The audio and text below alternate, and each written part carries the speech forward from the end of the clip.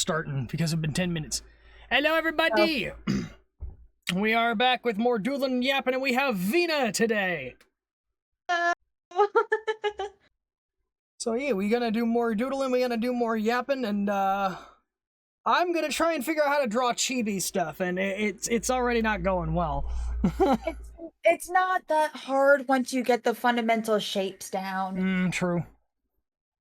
All you know, it's big head, little body. Yep. And absolutely adorable. The other problem is I'm trying to draw them in motion from the get-go, which is I'm trying to draw two people running. So that's basically like make it to where it's like the one arm's moving and the opposite leg on the corresponding side would be like bent as if they are running like slightly. I can wrap my head around the posture. It's just getting the face angle right that's getting under my skin. Gotcha. Boogada boogada. But yes, since we are now live, I have questions. Ask away. Yay. Alright, question number 1. What got you started with or inspired you to make art? Actually, I used to doodle in like high school, and I did a lot of different art classes. So like I stopped, but then seeing a lot of people's like doodles or like fan art, I don't know, it just kind of got me into it a little bit again. And I downloaded an app on my iPad because I'm too noob to get a drawing pad. Oh no, so I'm just too broke to get a drawing pad, so I also use an iPad. Yeah, I did I think it's pronounced Ibis Paint X on my iPad, and I've just been using that. Okay. Interesting. Yeah. What I like about that one is it gives you like there's preset like model bases in it. So it's like you could easily like help find something that has a certain pose to help you out and stuff like that. Okay. That's helpful. Mm-hmm. Oh god.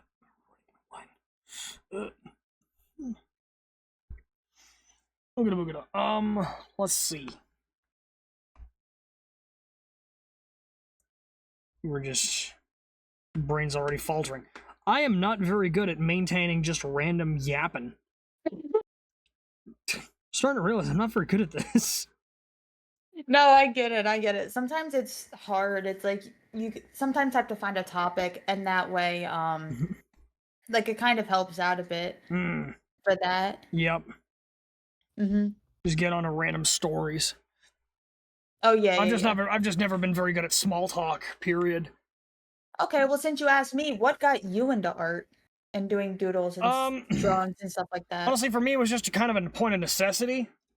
I was thinking to myself, well, I want to grow the VTuberness, so I need to learn how to do the VTuberness, and art was a part of that. And I was like, well, better get drawing. So I knuckled down, watched a bunch of tutorials, and then just gave it a shot, and said, I'm gonna try by starting out with things I understand, and that's what.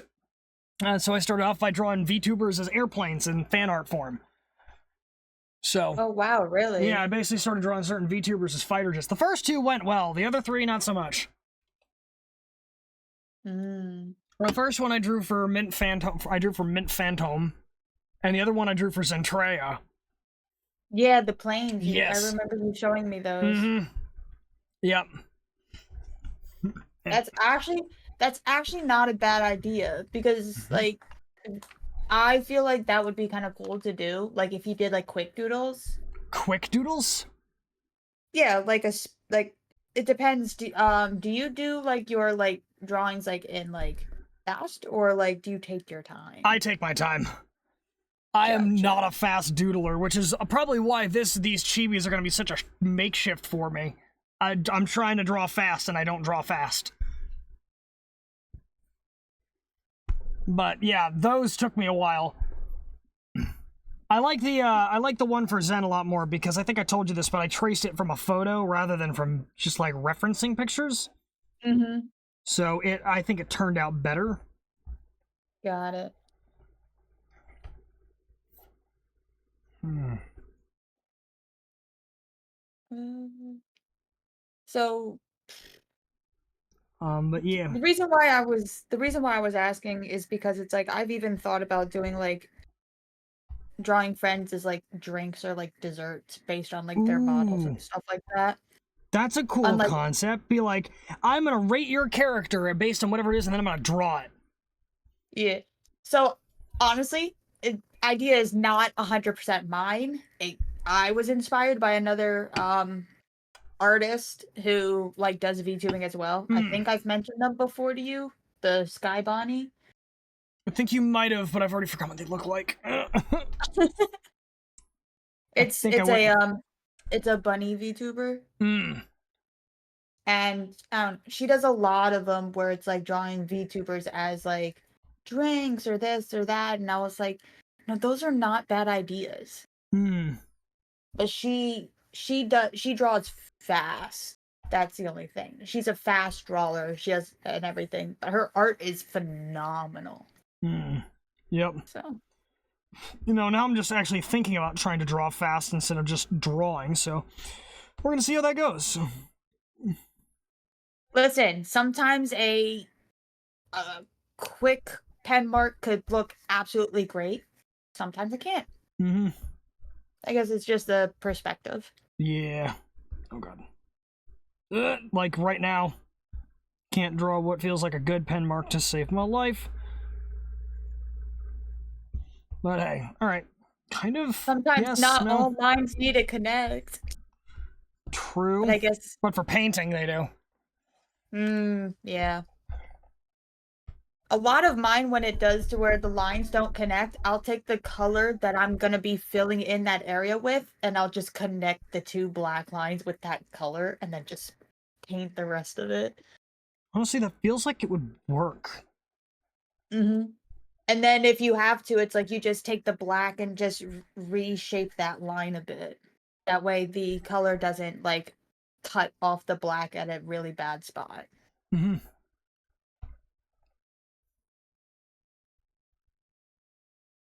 Oh boy. Oh wait, I'm looking at that backwards. That's why it seems like it's coming out wrong sideways. Fucked. Are they like facing each other with what you're doing? No, Or they're like running, but the perspective is down the middle, so it looks like they're slightly apart because they're in a race. oh, are they okay? So are you looking at the back or the front? Looking at the front. Looking at the front. Gotcha. Mm-hmm. Actually, that Are you, seems. This one seems halfway decent. Hold up, let me see if I can get the ear in here to wrap it all up. That's kind of good. I'm gonna redo the ear though.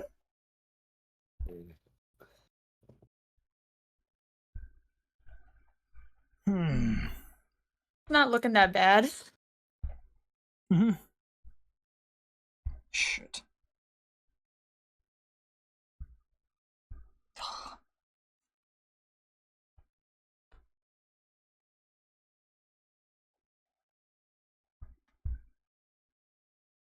Hmm.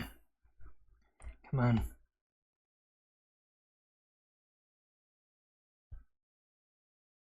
Now I see the flow of the stroke. There it is. Got it. I just started thinking about as like, how would the stroke flow into itself? And then I was like, holy shit, that's the answer. It's literally just following the flow of the stroke.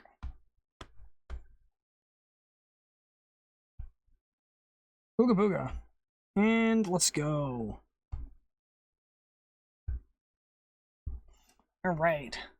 Has another question. Why did you become a streamer, VTuber, or PNG tuber, as applies? Got it. I'd have to say I've kind of always wanted to be a streamer, but I never had the means to until a while.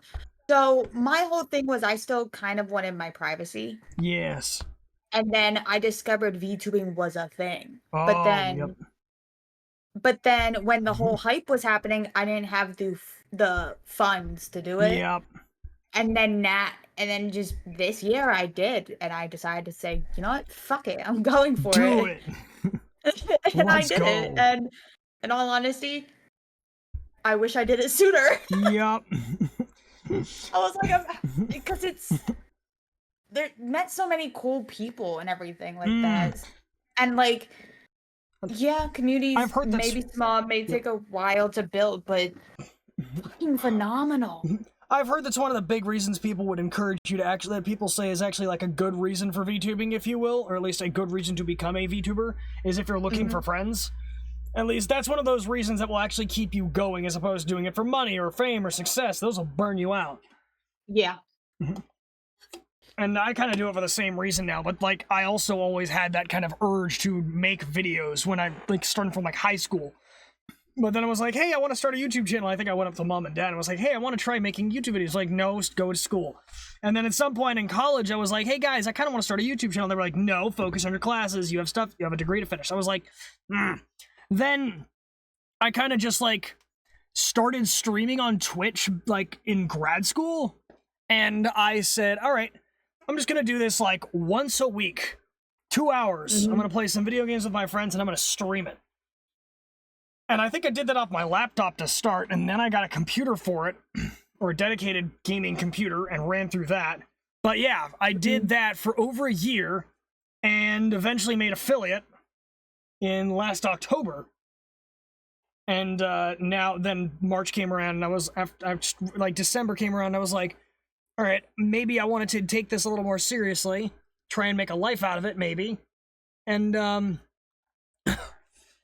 I started doing my research and I was like, oh crap, because before then, I was just being a regular streamer, no like VTuber, no nothing.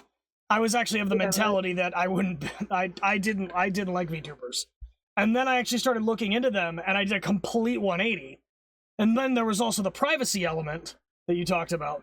So there's the privacy element, and then I realized that the people at the top of the VTuber food chain aren't total assholes, like in every other celebrity community you look at. And I'm like, Wow. maybe I would like to try being a part of this crew, because these people's top echelons are actually nice. Huh. All right. And then I just kind of sent the burner, and now we're just here. Gotcha. All right, chibi head number 1 looks good. I'm gonna try and draw the body.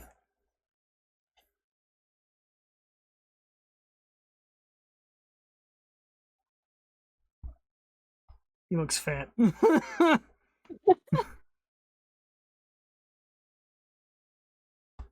That looks better. Also makes sense there's more of a curvature in the back if he's like standing up running. At least according to what feels like a traditional cartoonish style. Gotcha.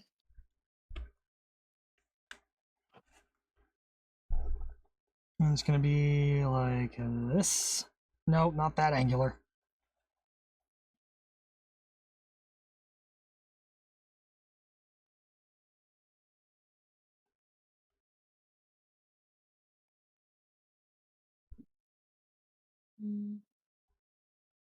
It's not looking that bad, not gonna lie.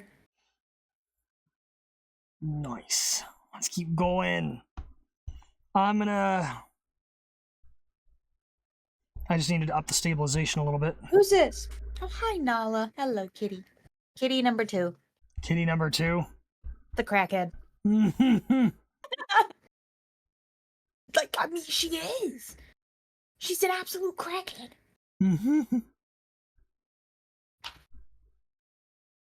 She be looking at you like, I'm about to prove it. I'm not gonna lie, she'll take darts, like laps up and down the hallway at like 2 a.m. in the morning.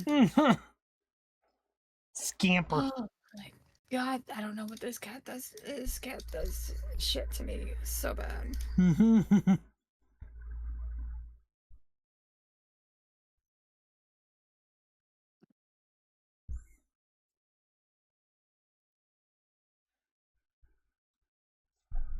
Maybe this arm should be a little shorter. At least the forearm. Or the forearm should be a little longer. Maybe that's the problem. Alright.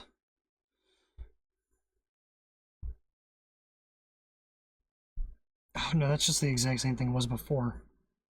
Shit, that's just too wide.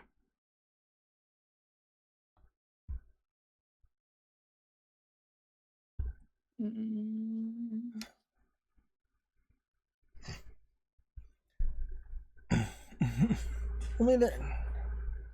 Now I just gotta figure out a way to draw motion blur. Gotcha.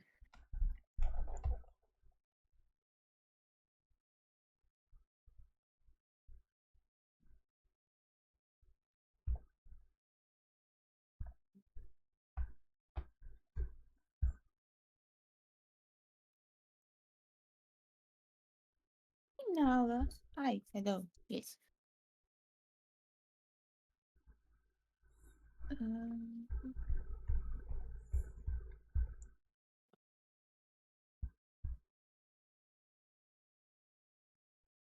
That's kind of the guideline I want the streams to follow here. Ooh. Doing the what now? I'm checking out your progress, that's all. Mm-hmm. Yep. I'm thinking of using sort of that motion blur that you see a lot in like anime and such. So I'm like, I can just like Oh yeah. blur this. So that like the line is there, but it's more like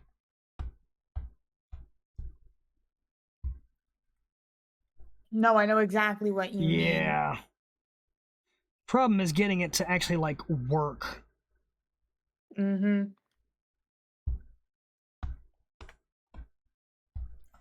Hold up.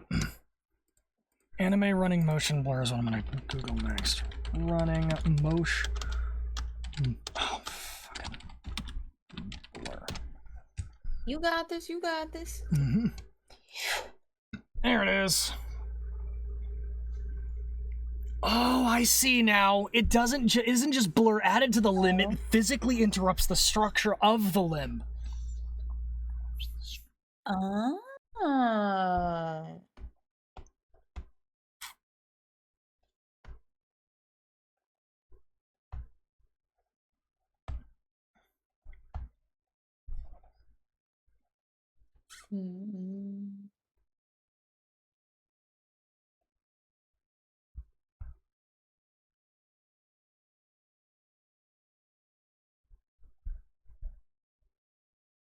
So it looked more literally just like the body is coming apart. Maybe not that much, but close.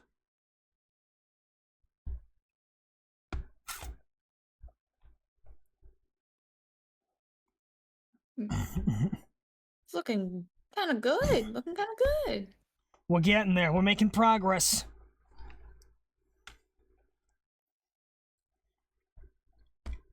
However, it's not like a serrated edge. It's not constant. It's not consistent. Not that one. All right. Nope, not that. Here we go. Come on. Nice.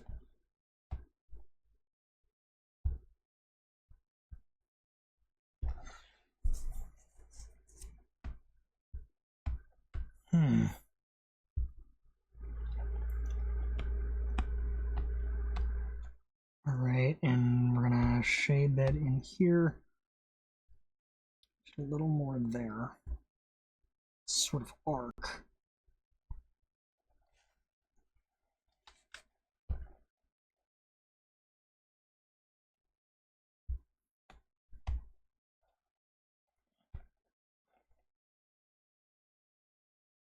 All right. I'm going to experiment with the other side here.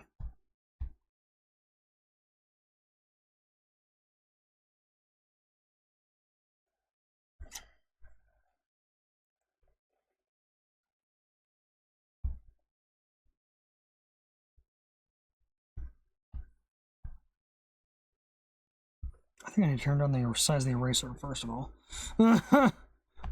Oh. Okay. So what are you doodling at the moment? So right now I have I've got a couple in the works from when I was on vacation, and oh god, hold on. Um to when it was like that post I did about like the K-pop pose, I guess, in a way, like the girl group one. Yep. That I had like 3 people within like the first like 15 minutes respond. I was like, oh god, let me quickly like sit there and say, okay, I think I have enough people. It's now I've got 3 people to draw. The one I'm almost done with, it's mostly just coloring the skin tone for one of them, and then skin tone hair for the other 2, and then that one's done to be posted. Nice. Yeah. Alright, I got the motion blur a lot better on the other arm. Instead of trying to draw it according to a pattern, I just did it semi-random and then interrupted it. Let me show you what I mean. Okay. That's way better. Mm-hmm. The left arm.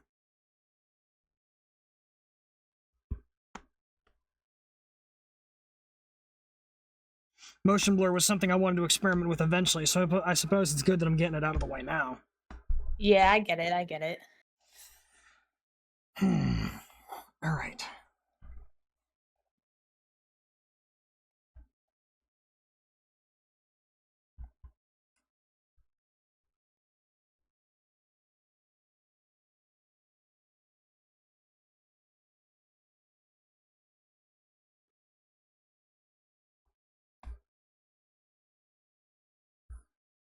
And this.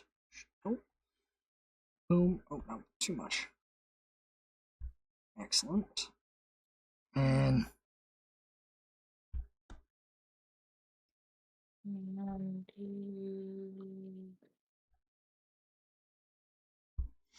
come on. All right.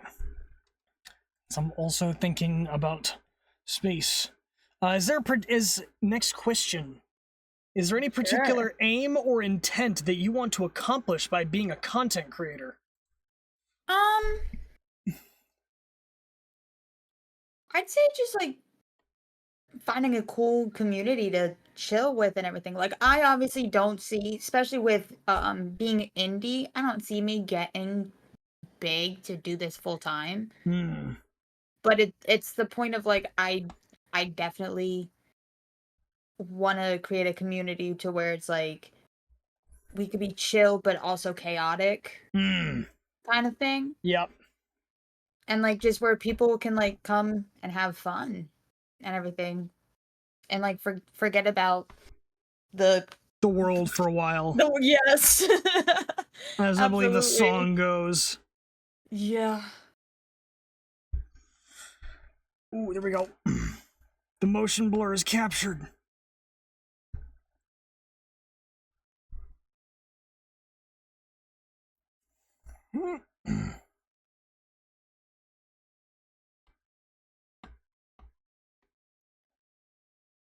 So then I guess the question is, right, if I'm going to use the motion blur for the running, I should probably do it for the body as well. All right. What about you? Honestly, I kind of want to be more of a motivational creator. Somebody who's laid back and funny, but also makes things that inspire people to do better, or try harder, or be more, or something. Yeah, no, I get that. I mean, I would love to be able to be somebody's inspiration, but it's like I guess it all depends. Like,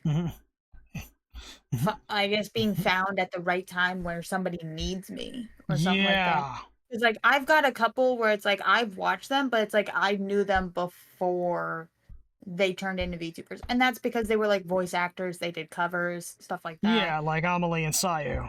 Yeah, and it just like, but I even grew up watching like Mark, Jack, like Matt Pads, like, and seeing what kind of communities they were able to make with their content creating just got me so inspired over the years. Okay. It's gonna be weird, but like, I guess a lot of the way I want to approach my content creation is very similar to how Giga does things. Oh, okay. Giga was actually the first VTuber I ever started watching on Twitch. Yeah. So, it was because of some of the clips I'd seen about the fact that she always gives advice on how to be content creators, and it's very realistic advice. It's not like, oh, you just got to do this, got to do this. She's like, no, these are challenging things, and you're gonna have to face these problems on the way. Like, she doesn't discourage you, but she doesn't sugarcoat it either. Yeah, no, yeah, I get that. So it's just like, I like watching her because she makes the challenges clear before I even hit them, and so I get to plan around them so that when they do get here, I'm already ready. Mm-hmm.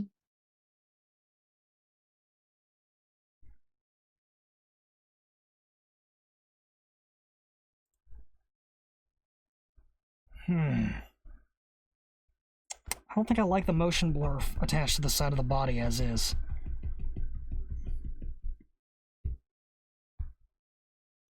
I'm gonna get rid of that part. Gotcha. Yeah. It's turning out really well though. Yeah. It's, I guess, yeah, like you said, it's just the motion blur that Yep. that you need to just work on, everything like that. It's like, I guess it's trying to how to make the line art look like it's actually running. Mm-hmm. Because right now it looks like the arms are moving, but the rest of the body's sitting still. Yeah, I get it.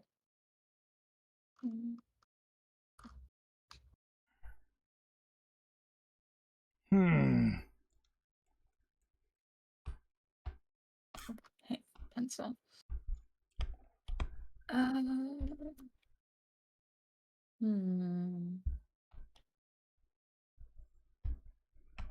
What are some of your biggest inspirations when it came to content creating? Like, what inspired you to finally start doing it? Honestly, I would say it's less of an inspiration and more of a, I would like to take this up a notch. Because I had mostly started doing it for fun beforehand. Like, that's what I did, the once a week for a year and a half type thing for just 2 hours. It was more for fun, and I was like, you know what? I want to see if I can do something serious with this. And honestly, at this point, it's just been, it's weird. I decided to make it my New Year's resolution to become a proper VTuber. And I don't think there's a definition for a proper I know. VTuber. I wanted to, I know, there isn't one.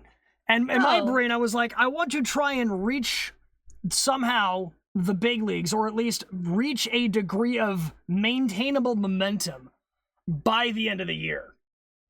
And so that's just kind of been my goal, is figuring out how to both build my name, well, like build my system, build my brand, and build everything in a way that shows that I clearly have a chance of doing this by the end of the year.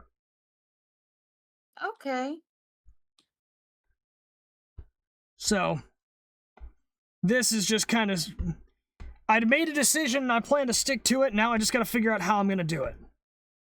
No, I completely get that. See, like, mine was like, I know it's hard to get that big, and it takes time to be able to get that big. Like, there are even some people this year who are kind of well known, kind of not. Yep. That finally started doing this full time. Mm-hmm. Right. Yeah. And it's like it's hard to get that point, but then it's like when you get there, it feels like all your hard work's paid off. Kind of thing. Yeah. And for me, like, I want to figure out how to do it as fast as possible. But, like, I still don't know how fast it's gonna be, but I guess the hope that it's gonna happen sooner than I think it will is what keeps me trying. because, well, I'm expecting this to take years, but wouldn't it be nice if it happened in a few months? Kind of deal. Like, what if? No, I completely get it. What if is like, I'll give it a shot. Worst comes to worst, I'm right. Like,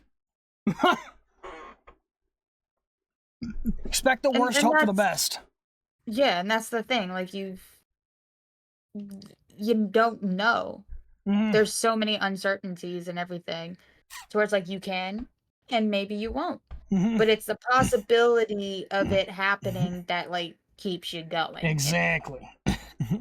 And then for me, there's also the element of it's fun to strategize.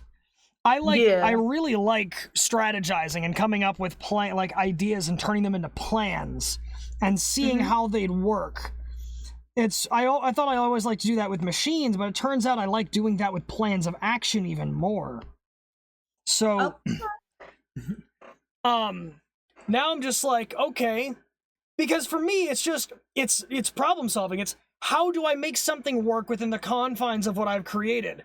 And that's just engineering, is you have a problem and you have a certain set of constraints, restrictions, and limits that you have to fit within. And if you can fit yourself within the frame of that puzzle, then you have a solution.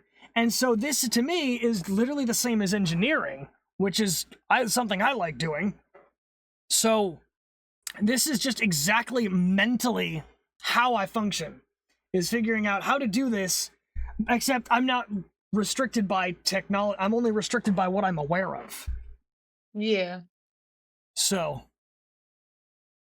I like the idea that I get to continuously update, reevaluate, and change my plan of attack and try out a bunch of different things and see what sticks. Yeah, no, and that's like, yeah, that's the thing too. It's like you gotta just come up with a game plan. Like, even if it's like steps to take to reach that goal, or even like when you reach those milestones or stuff like that. Yeah.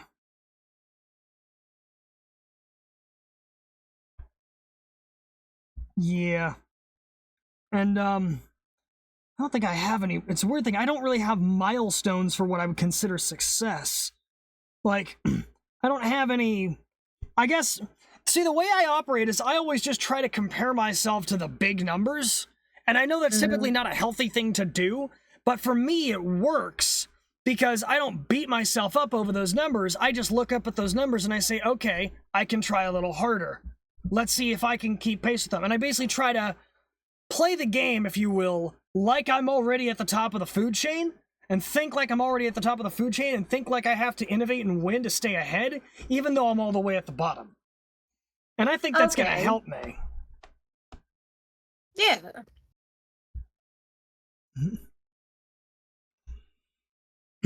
So, like... No, yeah, like, that could help, yeah. I'm playing on hardcore mode, even though I just got started. Yeah, basically, in a sense. I'm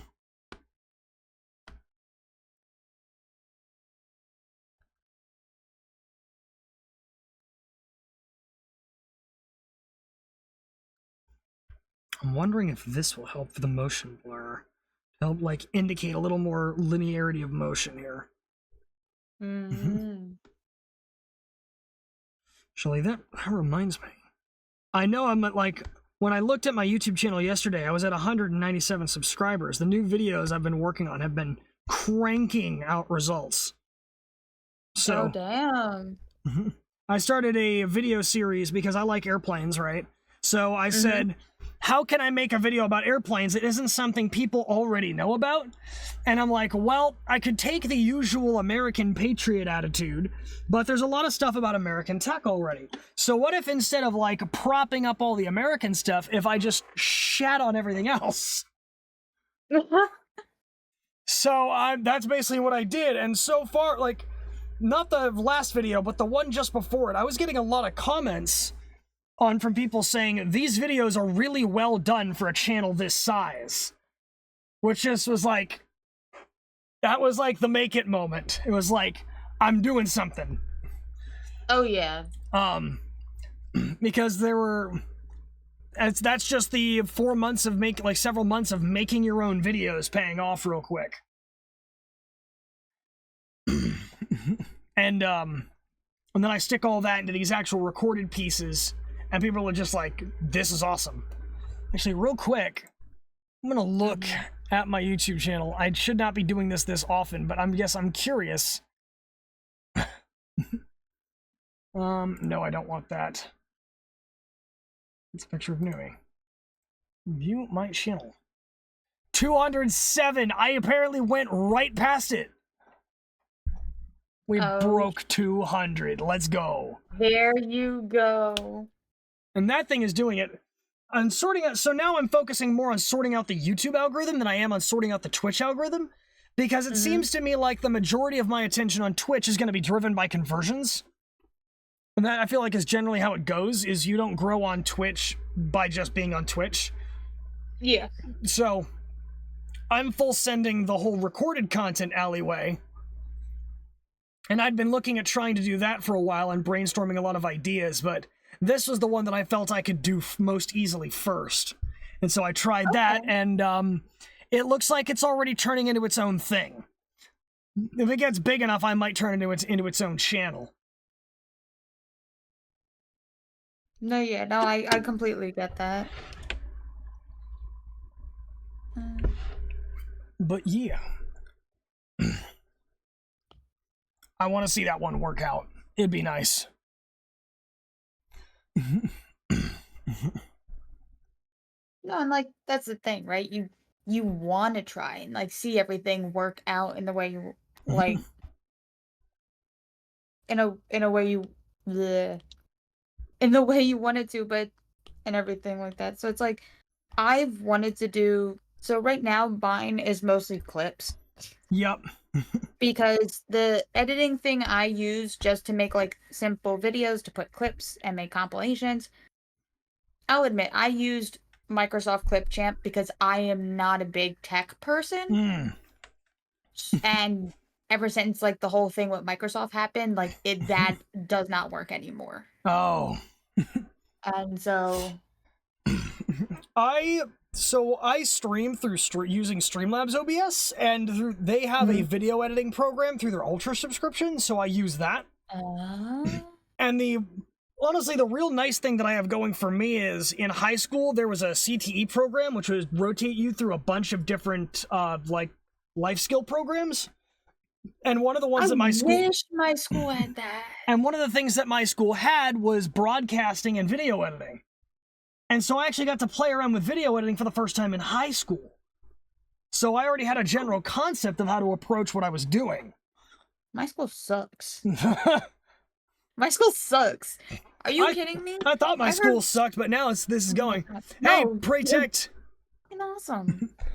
Hey, Praytech, the cooking is going. We cooking. We are cooking hard. How you be today? Oh my gosh. I wish. I mean, like, the one my cousin went to, they had a home ec class that taught so many life skills. I was like, we had wood shop. That's I mean, we had that too. Wood shop. We had no home ec classes, no life skill classes, nothing. We had wood shop and, like, fucking design. That was it. Like, we had nothing. If you wanted to do, like, anything, like, in the, like, I guess, like, tech world, you had to go to, like, a separate, like, location. But you had to sign up for classes. You had to pay for the class. I was like, fuck that. Hey. Nice. Thank you, Vina. Like, I see it. I just found Praytech says he saw your post. Oh, snap. Okay. Thank you. Thank you for that. Oh, yeah. No. I sat there and I was like, everybody just come chill. Come hang. We're yapping. We're doodling. We're just dipping and dabbing. Exactly. But yeah, welcome on in, Praytech. How you doing? Hello. How's your evening, man? Evening, whatever it be. Don't mind the automatic social plug that just happens to pop up at the worst fucking moments.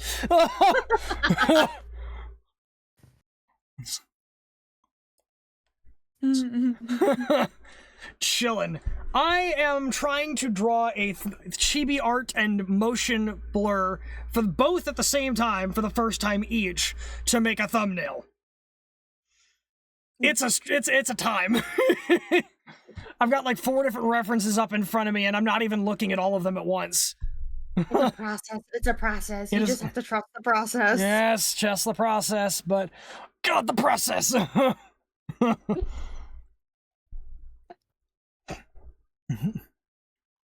Hold up.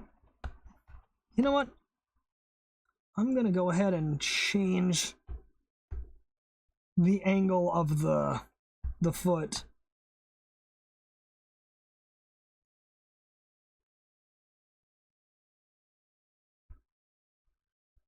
There it is. I think that might seem a little... Holy shit. Hey, thanks for the follow. I appreciate it.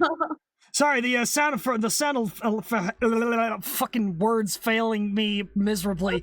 The sound effect caught me off guard because I had my head down on my screen and then I hear this giant friggin' 380 barrage go off in my ear and I'm like, oh shit.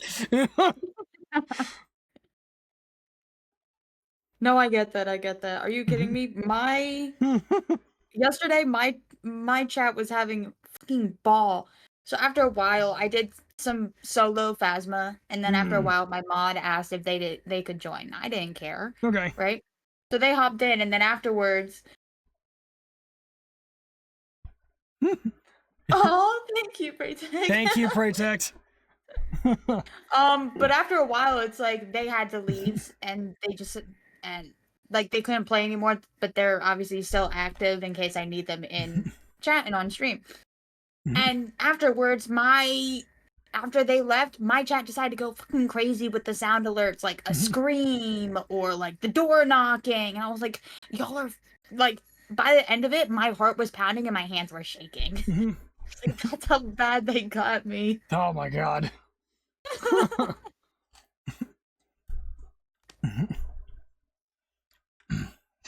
It was all fun. It was all fun. All the fun on the planet. My brain just lost track of my train of thought. Oh, no. What were we talking about again? God damn it. I can't even remember. Oh boy.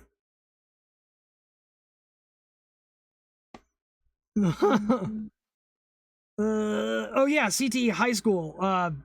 My high school having things that yours doesn't. Oh yeah, like I've been transferred at least 4 times in my life, and the one school I was transferred to had so many different classes. Like they had a child care class in school, like in the location. You didn't have to go to a separate location. Nothing. Oh yeah. They had, I'd say they had 7 different language classes. Oh boy. There was an in-school like writing classes and everything like that. And like as soon as I moved back in to like where I was before because of like certain like financial situations, as soon as I transferred back to the school I was at before because I was able to go back, half of those classes I had to drop. Like I couldn't do the early childhood education classes. I couldn't do the writing class anymore. I was signed up to go to a Japanese language class in the old school. And then I transferred back and they're like, oh, well, we don't have that, but there's a spot in Latin. I was like, that's not what I wanted. Fuck Latin. I mean, my brothers did Latin, but fuck Latin. Oh my god. Then I felt limited. I did. I felt so limited. Yeah, Crumb, I was gonna say, do you have your alerts set to a separate audio source in your mixer with them set to monitor and output?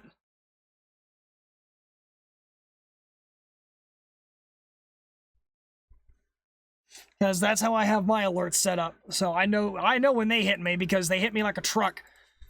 Oh yeah, I have that way Somebody too. follows and I feel a friggin' orbital battery just raining down from heaven. No, I get in a my little soul. I get a little Obi-Wan Kenobi in my ear saying, "Hello there." I'm like, okay. I know that whenever, actually, the only one that's really different, and all the time, you might get 3 minutes every 5 streams to get the sounds. Huh, that's weird. My rate effect is the only one that all of my sounds I think are recorded using Helldivers GIFs and sounds. First memeable noise you made as a streamer. Oh my god. And my, what was it? My raid sound is made using Space Engineers. I basically I took a ship, fitted pretty much all of the guns that you can fit onto a ship, turrets, fixed weapons, whatever. Oh no. And I basically just have everything fire at once, and it just accumulates in a railgun firing, and that's the sound that I hear when I get raided, is just the view of that ship literally firing everything. Oh no. But it's not as loud as the bombardment or the bits, which is just a machine gun barrage. Just somebody holding down the trigger.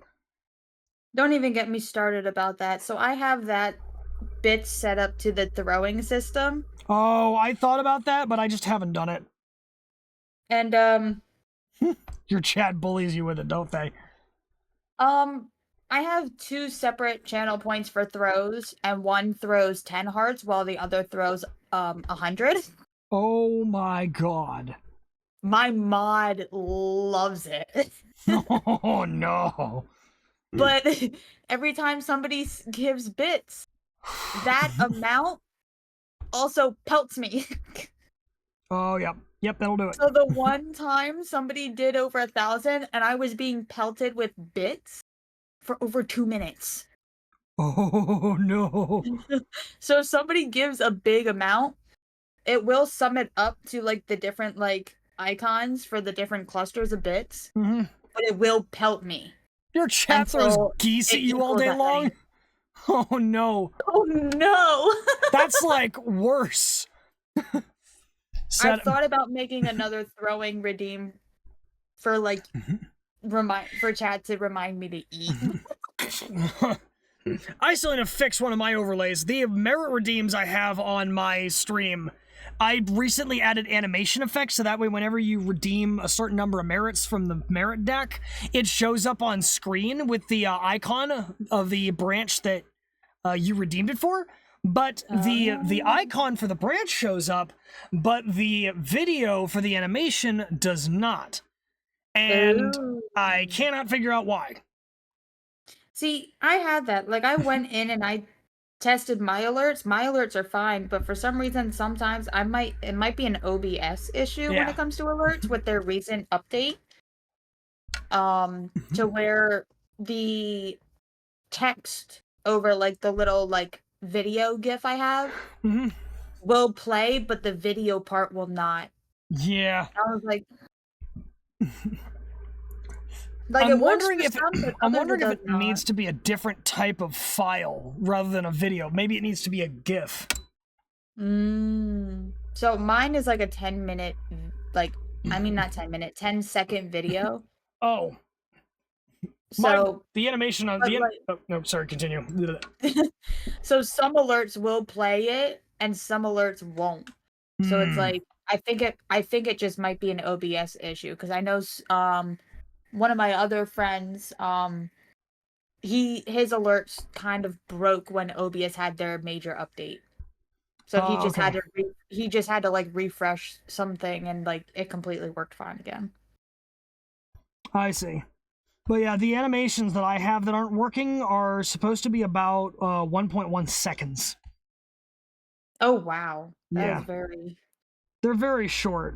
I don't need them to be long. I just need them to be up there to get the point across and show off and then leave, because they take up my screen. And one of the things I want to have is as little of my screen taken up by stuff as possible, so that people can see what I'm doing.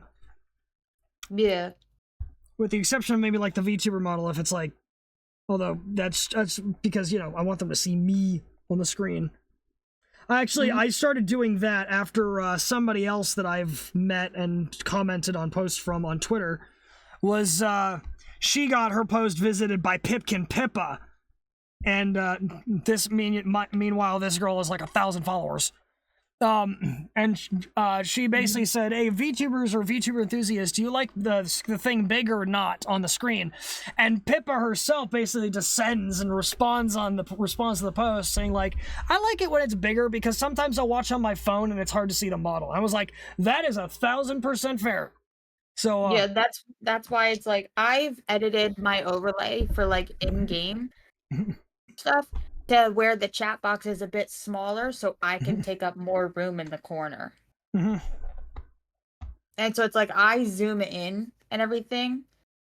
That way it's like I'm big enough because like I've pulled up like old VODs on my phone just like to test like does it look good on a mobile compared to like a computer screen or a TV or even like a tablet or something. So I've tested it and they're always looking good. Okay, that's good. I should probably do more of that. All right, let me see. I'm gonna do the arm here.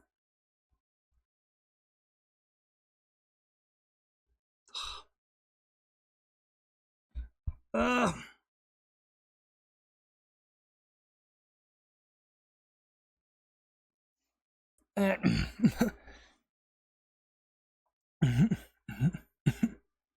I'm glad you call yourself a VTuber. I don't like it when people discriminate PNG versus VTuber model. Well, I usually have a VTuber model. I usually have a VTuber model. I just don't use it for art streams because I'm always looking down, and it makes the model wig out, and it's just bad. But like, I'm not gonna like say that PNG tubers aren't VTubers. Like, we're all using virtual characters to describe ourselves. It makes sense. I mean, Yeah. I'm not going to go around and say somebody doesn't count or some shit because they're using a mobile picture versus an animated figure. Like, it's the same principle. And I think that's the thing, right? Like a lot of people are like, "Oh, PNG tubers aren't really VTubers," but like kind of are. Just like how like, a 3D model using like Vroid is like that's technically a VTuber. You're still using a virtual that's kind of like character instead of your own face. No, you're good, Protect. Oh. I think we were talking about that after the ad break, but yeah, no. I normally use a VTuber model, but I use PNGs for art streams because I have to look down all the time. But I don't really care about some kind of difference between PNG and VTuber. Like, we use our own characters. It's all a concept. The only, like, as far as I'm concerned, the only thing that VTubers are competing with is flesh tubers. Like, Yeah.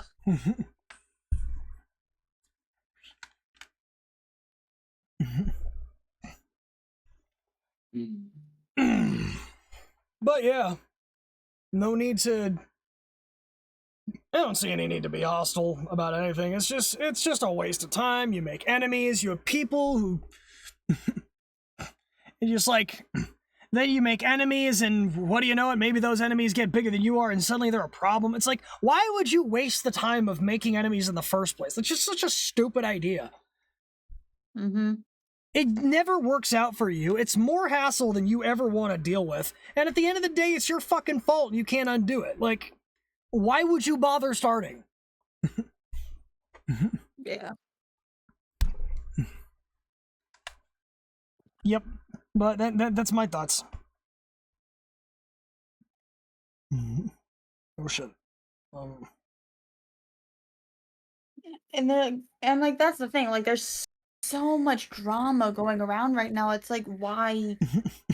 Like why? Yeah, I literally have a rule in my chat that says no drama or politics unless I talk about it first, because just like I'm not about it. Yeah. Like I have better shit to do. You want to bring it around, keep it away from me, or I'll just ban you. Like I have a very simple solution to your complicated problem. It's bye-bye. No, yeah, definitely. It's like Yeah, I even have it in my rules, like, no, don't bring any, like, Yeah. discriminations, don't bring any politics, nothing into the chat. Because of the fact of it's like, it can create so much different problems, Exactly. And then you have to, and and then it's like people will just accuse you of picking a side if you try to administer any kind of discipline. It just devolves into a yeah. fucking nightmare. Mhm. Which makes It's it like really weird for me because I generally make content more towards the military side of the equation, but then I have to institute a no politics policy, which, whew, it's a balance. You gotta be, Yeah, no, I get it. really gotta be careful with those elements. Mhm.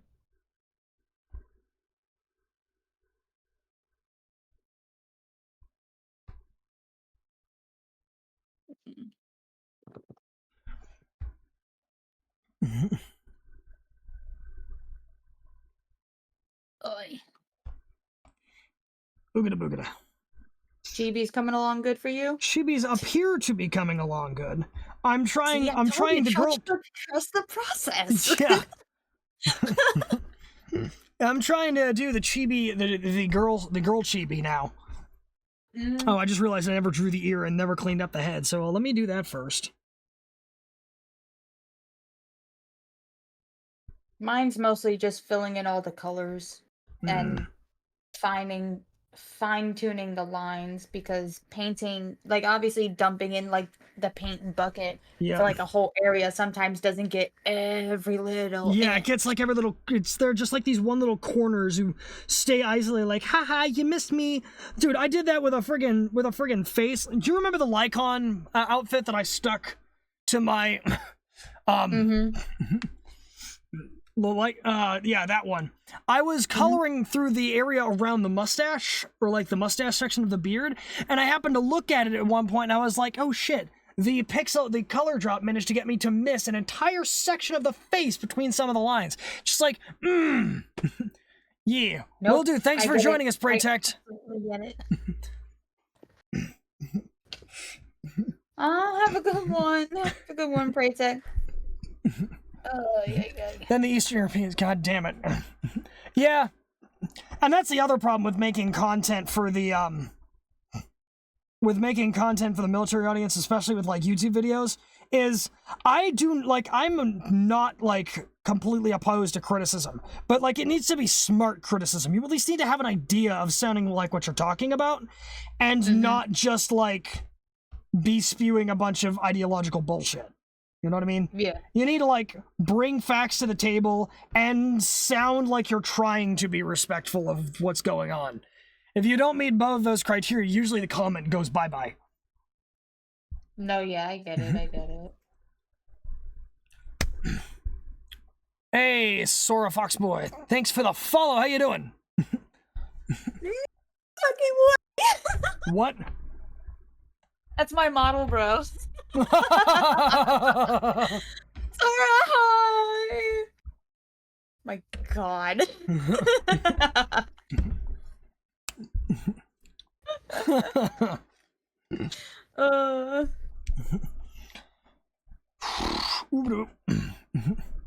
Oh, actually, it was funny. I got a comment on one of my videos the other day. Hello, how you doing? I got a comment on the other day written in Cyrillic, which is the Russian alphabet, or the alphabet for Russian and Russian-based languages. Oh wow. And I ended up just kind of deleting it because I was like, you wrote this I know this video is about a Russian vehicle. I know the tone of my content, which is not like everybody gets the smoke on my channel. Slavic language is not Russian. Thank you, Crumb. I wasn't sure about that one. So thank you for the correction. But I ended up deleting it because I was like, well, you wrote it in a language that I know I can't read, and I'm pretty sure you knew I couldn't read it. So it probably wasn't something nice. It might not be anything good. It probably wasn't something nice. So I'm just gonna, dismiss that.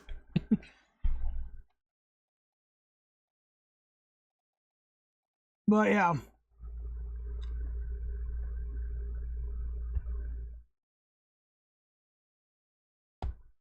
Yeah, so that's just kind of usually run a translation. I couldn't find a translation in YouTube. I could have copy pasted into Google Translate, but Estonians and Polish comments, interesting.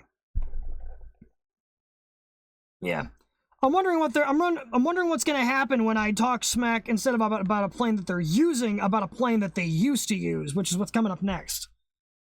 Oh, jeez. Yeah. That one is a plane that they ended up replacing as quickly as possible. I'm wondering how many people are gonna, or how many bots, I guess, are gonna get it mixed up with the, because here's the weird thing.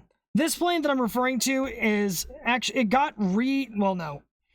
replaced later down its service life with a completely different airframe that used the same designation with another letter on the end. Because it was a strategy for the Soviets and the company who made the plane to save face, because they were replacing it really, really soon and in its service life. And so to save face from both a government perspective and from an international perspective, because if, you know, the rest of the world saw them take this, what they had thought was a very, very advanced bomber and replace it so soon, they'd know we screwed up. We can't have that.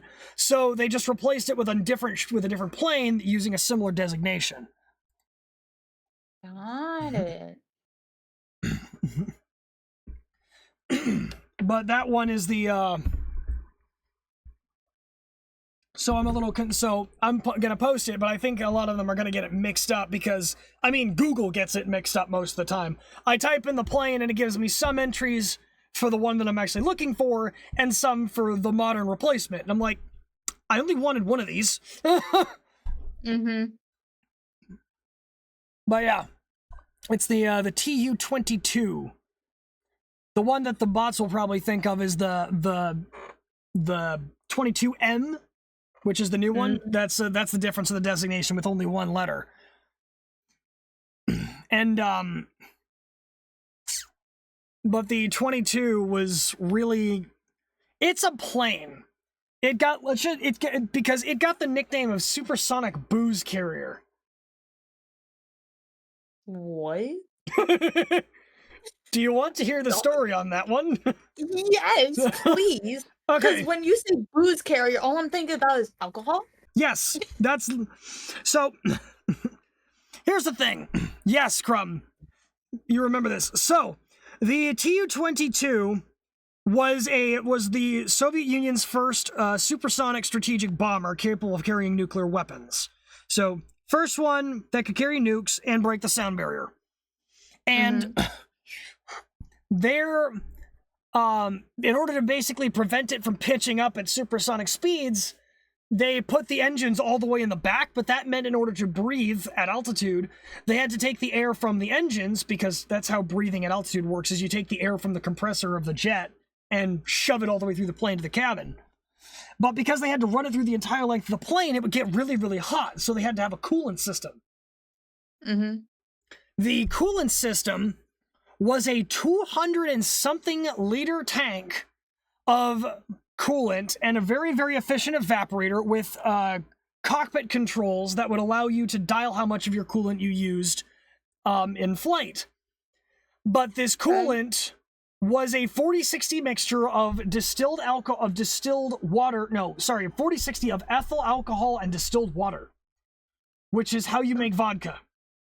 The fuck? Yes. So this thing was flying around with a minimum 200-something liter tank of vodka that the pilots could control how much was used every flight. So if, like, they ended up not using a lot, my suspicions is maybe they drank some. Oh yeah, but not. Oh yeah, it turned into a whole problem, and it gets so much better too. So they would basically lie on their reports saying that the air conditioners worked perfectly, used everything up to the last drop, but in fact the pilots and mechanical crews were basically smuggling the leftover alcohol out of the plane. And it gets even better. The Soviet citizens at the time were so economically downtrodden that vodka was basically a black market currency in the country.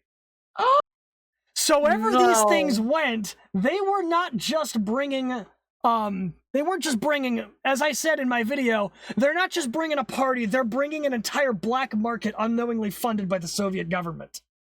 Oh my god. And it gets so much better. Because after a lot of reports of alcoholism and drunkenness starting to cause things like divorces within Russian military families and other complaints, the Russian politicians decided to step in and try replacing it with methyl alcohol instead of ethyl alcohol, which is poisonous. And would basically stop them from drinking it because, well, they'd fucking die. I think they did this eventually, but not soon enough. Yeah, obviously not. And the way they managed to convince the politicians not to do it was the Air Force, the Red Air Force said, don't do that because the seals around the air piping isn't perfect, and we can occasionally smell ethanol in the cockpit. And they were like, okay. And then they were like, okay, we'll prove it. Come and sit down in the cockpit of one of these running planes, and you'll smell it as well. So they brought in the politicians, sat them down in the cockpit of this bomber, ran the engines and everything, and they were like, yep, we smell the ethanol, we're not going to do this. But it wasn't that there was a crack in the seal. One of the mechanics had been ordered to leave an ethanol-soaked rag in the air duct to manufacture the smell of alcohol in the air pipes. So they straight up lied to the politicians so they could keep drinking their asses off. Oh my fucking god, not gonna lie, that's genius!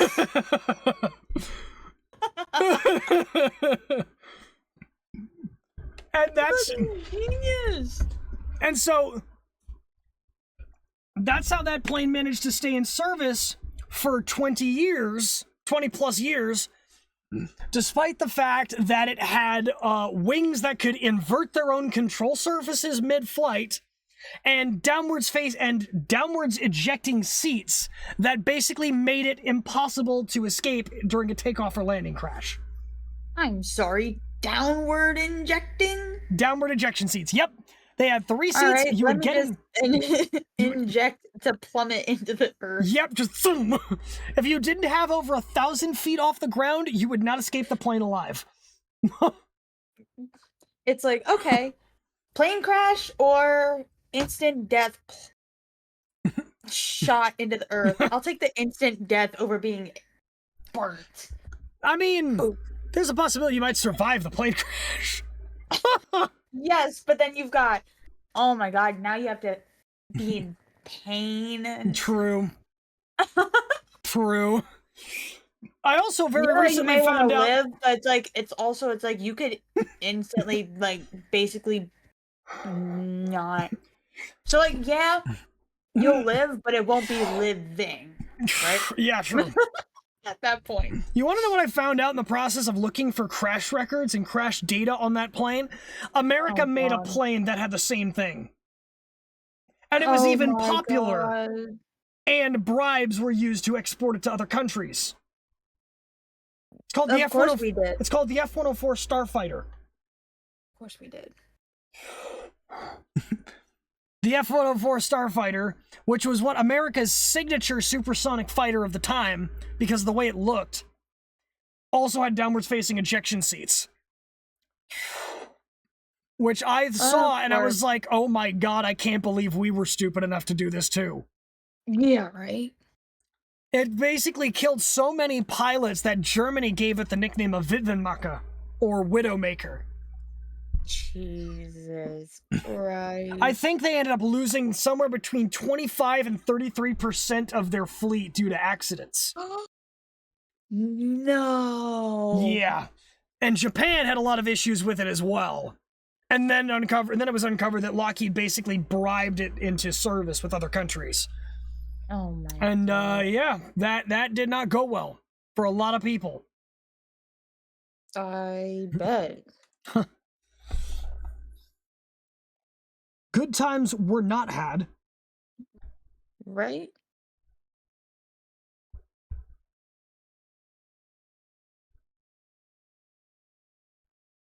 But yes, that's the story of the supersonic booze carrier. Jesus Christ. Absolutely insane. Oh yeah. Absolutely nuts.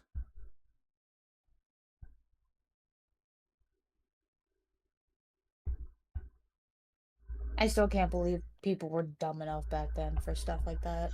I mean, during that time period, a lot of people didn't understand how a lot of the science and stuff that revolved around that sort of flight worked. So people were experimenting with a lot of different ideas, and those resulted in some really wacky solutions. Plus, there weren't safety requirements nearly as much out the wazoo as there are now, so they didn't have to hold back. Sounds like a heck of a flight. Oh, yeah. Mm-hmm. But it's an adventure. In fact, just because of the Starfighter's history, I think I'm going to do that plane next. I think it was either going to be that or the MiG-25. Disciple, welcome in. How you doing? It's either going to be the Starfighter or the MiG-25 Foxbat. Gotcha. We are rolling around. We just finished talking about Russia's supersonic booze carrier. You missed that conversation. About to take a shower? Damn. Oh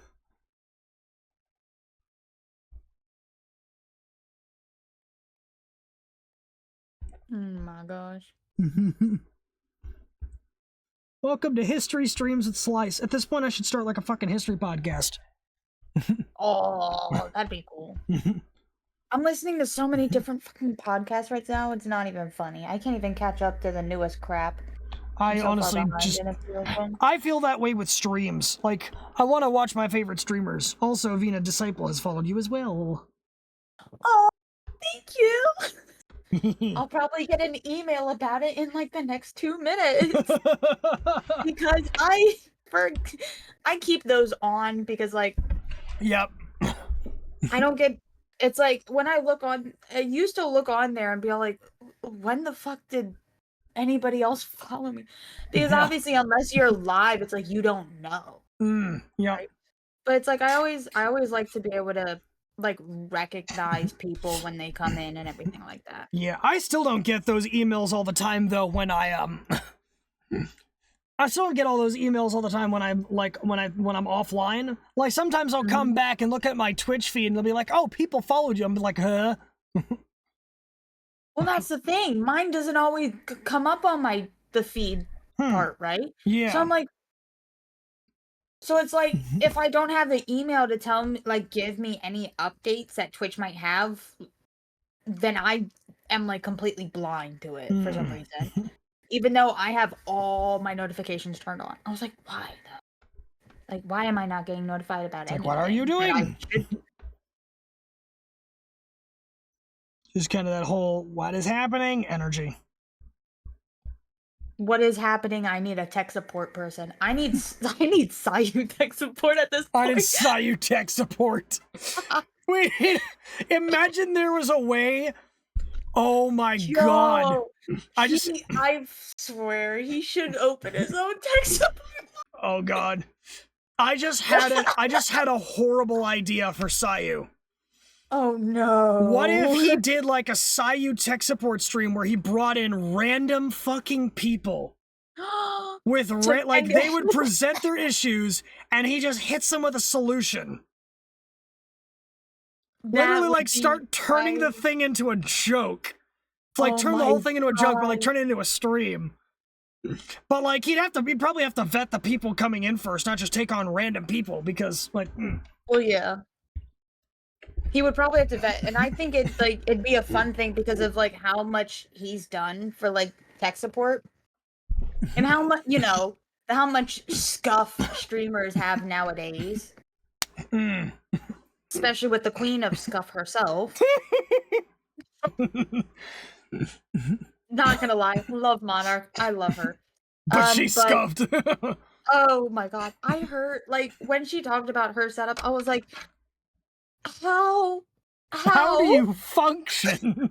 How does that function? Oh my god. I don't even think I'd be able to situate that. I was like, how do you do it with 2 computers? I cannot dual PC. I can't even single PC half the time because something just breaks and I don't know how to fix it.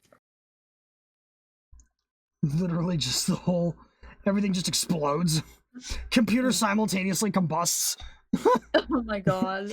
Now I'm debating if I should make that into a Twitter post and ping Sayu with it, because like I feel like I don't want to ping him, just be like, come out of nowhere and be like, hey Sai, here's an idea.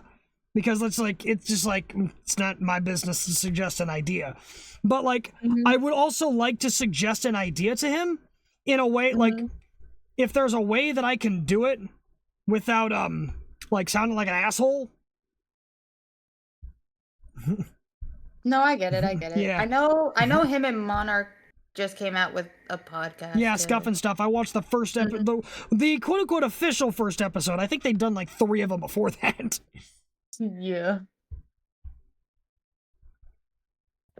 But yeah, I ended up watching the first one. I actually took some notes. Like I think that's the first time I actually watched a whole podcast through live. And it was because they were talking about VTuber stuff and answering questions about VTubers. And so I was paying attention in case they had any like helpful snippets of advice or tech things. I say do it, maybe he'll respond. Yeah, but he also might think I'm being an asshole. And I'm a little concerned that he might be a little more inclined to make that judgment.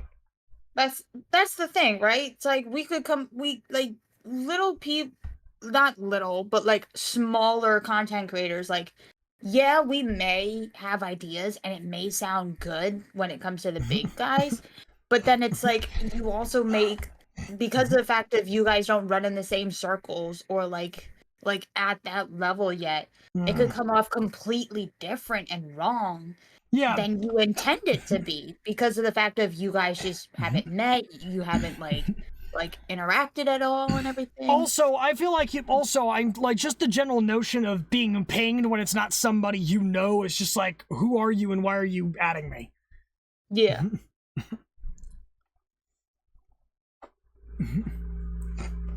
Like, he's a cool guy. I just feel like I'm just gonna come off wrong by trying to do that.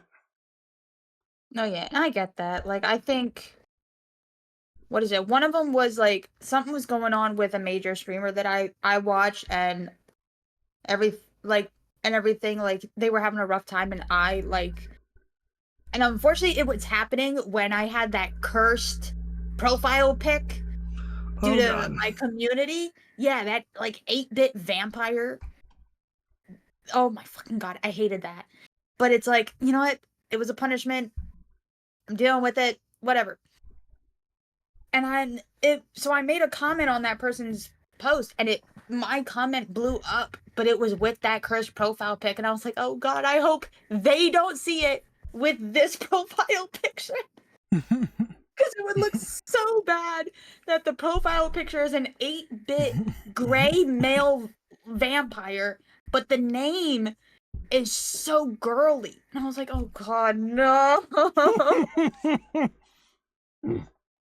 Oh.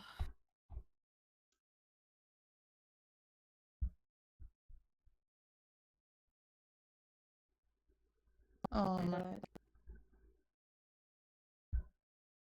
See, that's why it's like I follow like Zentra, and I've seen her like so much of the stuff she wants to do when it comes to interacting with smaller VTubers and content creators. I saw her post about how she wants to make a VTuber from scratch. Yeah, she wants to help somebody start their career. And I was like, what the like that's huge for somebody wanting to do that to help. See, the other like that. Okay, I've never heard of another big person doing that. I'm not gonna lie to you. I feel like an asshole for the comment I left behind on that post. I didn't mean it badly, but in hindsight, it just felt so arrogant of me to say what I said, which was, I probably won't be for me because I've already gotten started, but I hope it goes to somebody who deserves it. And I'm like, well, and that's just kind of a given. It's like, well, yeah, no shit. Now I just look at that in hindsight and I'm like, why the fuck did I say that? Now I just feel like I'm being an asshole. It's like, because it basically said, oh yeah, hey, not for me. Well, no, I don't think you are. That's the thing. I don't think you're coming off that way. It's like obviously you're stating like even though you're posting on it, right? Mhm. That say, "Hey, I might not participate, but what you're doing is a great thing." I Cuz it hope. could be taken that way too.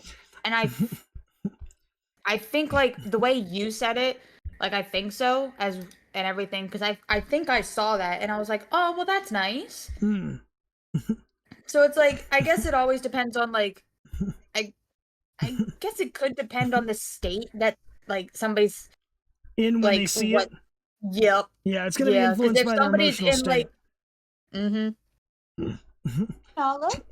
I can only hope that the piece of fan art that I made for Zen that I know she reposted, Oh jeez, hi. that would make her willing to, would influence that thought process a little bit. I doubt it, but Mhm. but yeah. Yeah. I see when it comes to me, when it comes to my doodle like I'll even say like you did fan art of Zen. Well, obviously the plane Yep. and stuff like that and stuff. Super cool. I'm too scared to do something like that of a big person, and I was like, "Oh, they're gonna like, oh god, I don't want them to see this," kind of thing, but it's like, "Oh, it's nice to do."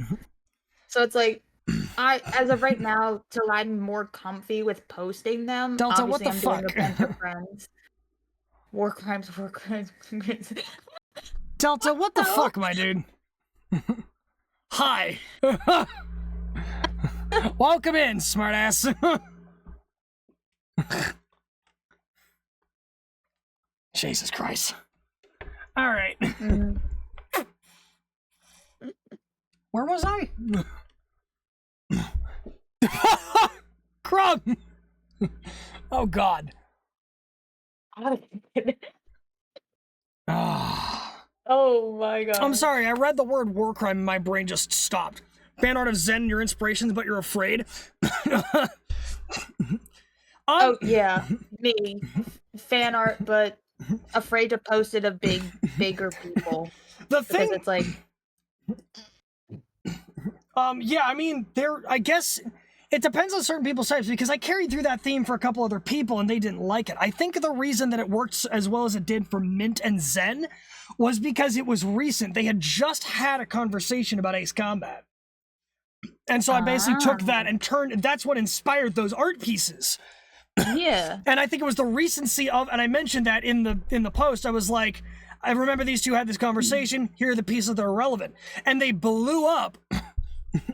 Oh God, Delta. So, but those two pieces blew up in their communities. And people were like, yo, these would make really cool War Thunder skins, because I play War Thunder, and that's a game where those airplanes are in. And I was like, yeah, absolutely. Yes, and I'm sorry, I called it something else. Oh, Warzone? Nah, it's fine. Yeah. I don't play I saw the first thing and I was like, oh, I know what that game is. I didn't pay attention to the second word at all. Nope. Saw war, and you were like, I know that game. Fucking explosions on the other side of the planet say otherwise.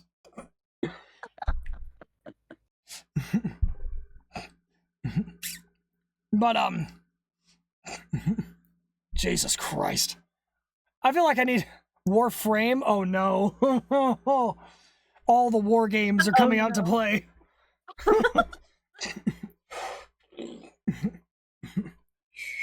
World of Warcraft. Oh god. I actually played that game.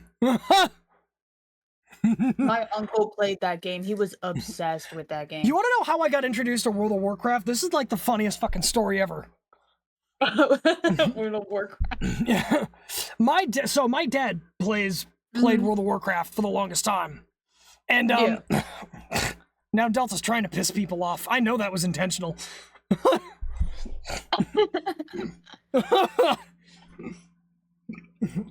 But you'll have to admit, some of those MMOs, they could be like crack to people. They get like so into it. And Warcraft's Warhammer's one of the original Warcraft's. I'm saying Warhammer. God damn it, Warcraft's one of the originals. And the way that I got introduced to it was my dad was trying to grind his fishing profession, And so he basically was trying to, so like he would have to like fish up certain coins to achievement farm for the fishing profession out of various spaces of water. And so what he did was, you could get these out of any body of water. So basically he got me and my brothers to compete over who could fish up the most coins out of the wells of Dalaran. So my introduction to World of Warcraft was just being a human competitive fishing bot. That was my intro to World of Warcraft. Sounds about right.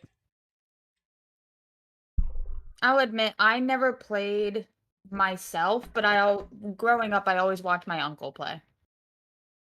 And then once I was able to play on a computer, that just started me on my MMOs. The funny thing is, I'm not actually big on MMOs. Not anymore, anyway. I like... Yes, same.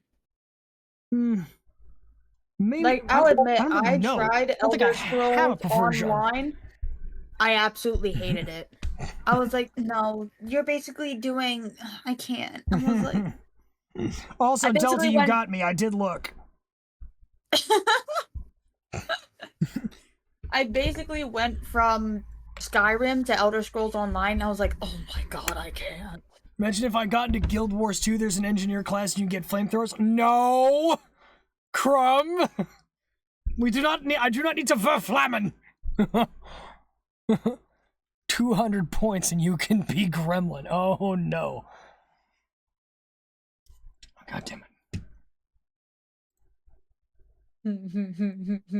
I didn't get that one. See, Delta, the reason that those alerts work is because you can't actually... I have streamer mode on Discord, so I can't actually see these. I can't actually hear the alerts coming in. I can't hear any pings, I can't hear anything. That's why it's like sometimes I'm constantly looking to see if anybody's trying to ping me. That's why the Discord message alerts are so helpful, because people can do them to actually get my attention, or they can do them to mess with me. I don't know which. Jeez Louise. Absolute BV1. What? I believe you meant 138. No, 238. I can't tell if you're intentionally typoing these or if you're actually referring to something else that I'm just not catching. I feel like you're doing this on purpose. You're just fucking with me. But yeah, in terms of like going back to the fan art conversation, I would just say do it. If it works, great. You might get noticed by other people in the other people in their community, and it might get popped up.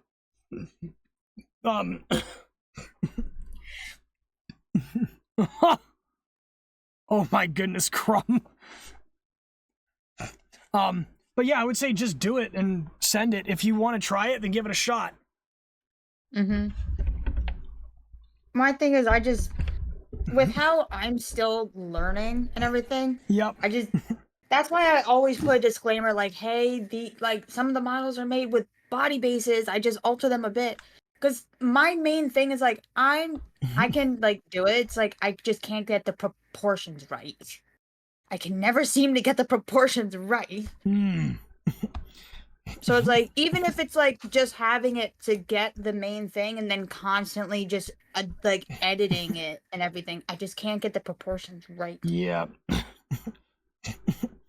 The other thing for me is, one of the things I try to keep in mind when I'm doing fan art is I try and give it my own style. Something that uniquely identifies itself to my channel. Cinder and Lucy, you would love to. They're your Oshis. Oh, that's nice. Cinder's great. Cinder is fantastic. I would love to be able to do something for her at some point. But,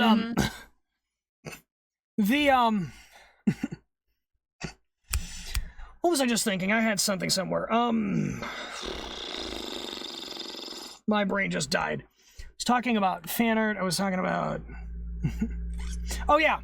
So, the reason that I did specifically planes for learning how to do fan art and doing those as fan art is because if I'm gonna, like, there are a lot of people who do fan art.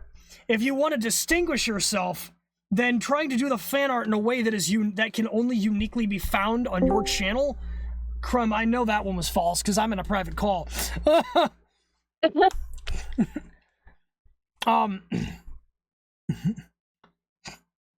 If you basically, if you want to if you want to build your fuck, that almost got me. That almost got me. Bastard. Yeah, Discord calls are the ones that really get your attention. That's why I have those ramped all the way up at max. For the point cost. It was real. The Discord mods found the classified documents. But oh, you bastard. Fine. Okay, you can have the alien voice for 1 minute. So the reason that I do the reason that I try to do the fan art in my own specific style... Skill issue. Crumb, fucking stop. Holy shit. Just hitting every redeem under the goddamn sun. But the reason that I do the, Okay, now you better hit the Moscow if you've got that many points. I want to fucking hear it at least once. We use that audio from the... There it is.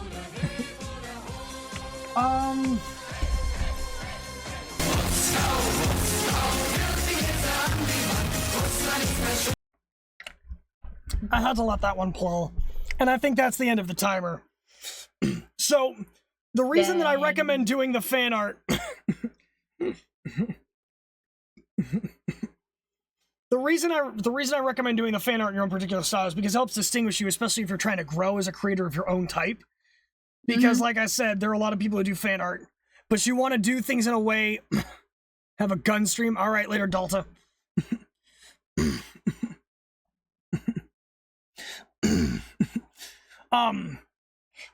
The reason... God, I keep repeating myself because I keep losing my train of thought and having to restart. Draw things in your own style. Come up with your own way of doing things. That way, even if you are doing things for other people that a lot of people do, people can still only find it in your space. Yeah. Do things in a way that distinguishes you from the rest. That's why I feel like I don't want to, like, do that, because I guess, like, as of this point, I still don't have a... My main style is, it looks like, obviously, base colors, right? There's not really any shading or anything, like, where it's to the point where, like, if you took all the coloring away, you could probably make it a color page. But I guess that's because I loved coloring books, the complex ones, growing up. Okay. So it's like I used to like I was like a big wallflower, very like antisocial and everything. So it's like a lot of times like I'll spend time just like listening to music to calm, like to just mellow out or decompress. And I'll do one of those like really like nice like pattern coloring books that they're not meant for children and everything, but it's like it's not super complex that you can't do it. So, well, I'm looking at the picture. I'm looking at your art, trying to find your artwork now in question, because I'm trying to see what you mean by flat color. Because I didn't even realize that it was only flat color when I looked at it. Yeah, I don't do like any shades or anything like that. So it's basically mostly base color type stuff. 1 minute of ads this time instead of 7 ads each, 35 seconds. Oh no, Crumb, that's just my ad settings. That's the way I have it set. I try to make sure that I don't have people getting hit with ads like every 30 seconds, but I also don't want them getting hit with a wall of advertisements. I strike that medium point so that way everything works. What is it? The least possible interruption in your experience. Yeah, I did the one where it's like, what, 2 to 3 minutes worth of ads every hour. That's it. Because it's like if you try and drag it down even lower to where they don't happen as much, they happen for longer periods of time. Yeah, but then the reason I don't like doing that is because people miss a lot of stuff going on, and if they miss like 2 or 3 minutes, I feel like they're more likely to just tune away. Yeah, I get it. I have it down to like, I think a minute. In like every like some odd, I think 30 minutes. because it gives them enough Okay. time to pay attention to what's going on, and then they go tune out for advertisements, but it's not enough to miss like an entire conversation. Okay. And Crumb is just going ahead and quoting pirate software. And as for me, like, confidence in your abilities, I just literally watched a shitload of tutorials. Yes, he is. Actually, now that I'm thinking about this, I'm going to grab the playlist of art tutorials that I watched. I'm going to go ahead and pull up my channel, playlists, art tips. Here it is. Hold up. I need to log into my playlist. Hold up. Give me my playlist. Give me a minute. I need to edit. What is it? No, I don't want collaborates. Nope. Stop it. It's not my channel.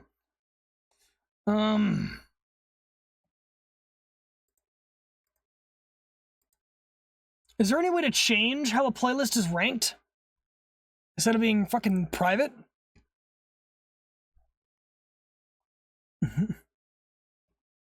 My channel, please. Come on. YouTube Studio? No.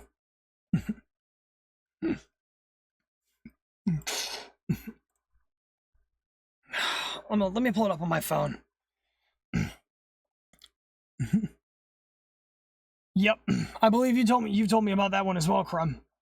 Hold on, let me see if I can find this damn playlist.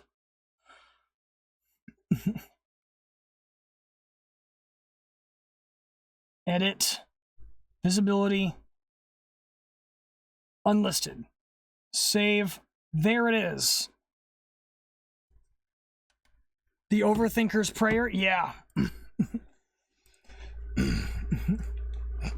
I think I just have a simpler I just have the way that I would say it, or just the way that I have, or at least one of my many phrases that I picked up from a documentary that I think is the best way of saying it is just, when in doubt, win the war.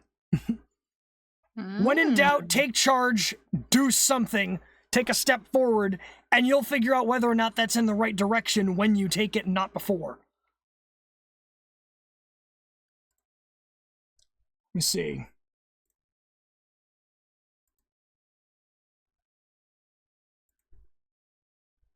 Come on. I'm going to see if this works.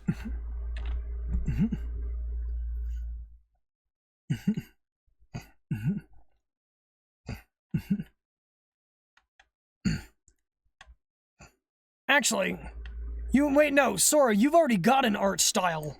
It's not that you're learning how to draw, you're just trying to gain confidence in it. Right? Yeah, I've seen some of his work. Hold up, let me go look. What's the name I'm looking for? I'm assuming on Twitter.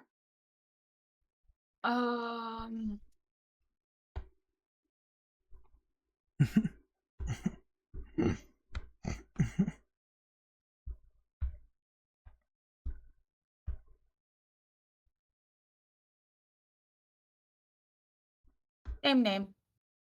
Same name? Alright. Yeah. Because I know mine, it's like I tried to do one on one platform as well as same thing, and it's like, no. I was like, what do you mean, no? So. Oh, that's good. Yeah. This art stuff is very good.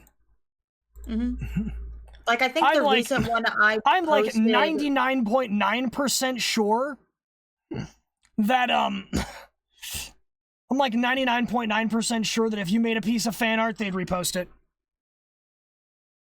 Oh, are you talking about the one where they're looking back? No, I'm just looking at all of their art in general. I'm like, no, this seems like a style that if you were to like make fan art and you wanted to see if like they'd like it, they'd probably like it. I'm like 99.9% sure they would. Yeah. Because that is very good. It's way better than what I'm capable of so far. Mm-hmm.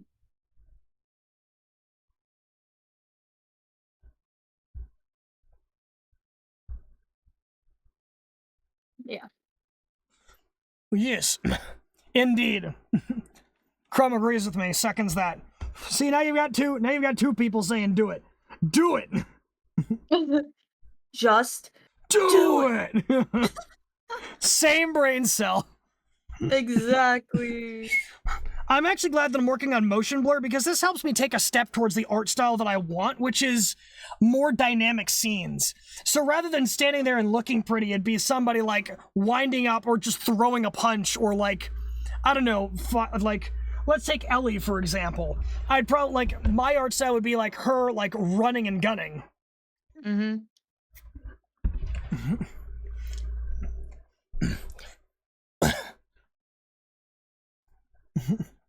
Plus, if I can develop shapes, then I can also do what Crumb is doing. Crumb's doing concept art for his war game. I would do concept art for my character's lore stuff. Do it! Absolutely do it. Yeah, you got this, Sora. Trust. Knock it out of the park. Hell yeah.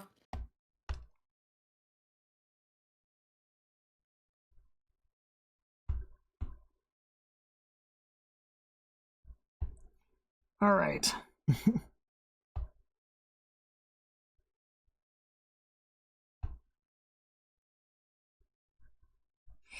Alrighty.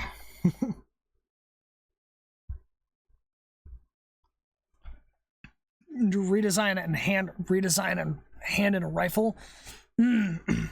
Okay, so actually in terms of guns, I found a gun in the first, I think you were there for this, Crumb, but I found a gun in the first Descendant game that I think I'm going to use as a reference. Because, I've been needing a long rifle for my... No, not the machine gun. This was something different. The machine gun was great. Oh, also awesome on the CPU. But hold up, I'm going to send you the screenshot, Vina, and then I'll put it up on stream. I just got to find it. Sure. Your recordings, where is it? First Descendant. There's the gun in question. But it's basically, that looks like a scout rifle. It is a scout rifle that somebody in, I think it was Disciple, who looked at it in chat and was like, that gun looks exactly like your character. And I stopped and I looked at it, I was like, wait a minute, you have a fucking point. Mm-hmm. So I'm gonna go ahead and add this real quick.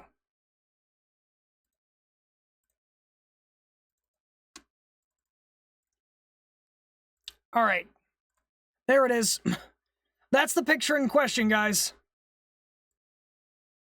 This is it is a scout rifle in the first Descendant game, and I think I want to use it as a reference for the long rifle that I would, or rifle type that I would like to give my canonic lore characters and my units in game, or not in game, but in lore, because I mean, it just looks really good. I also like the wood.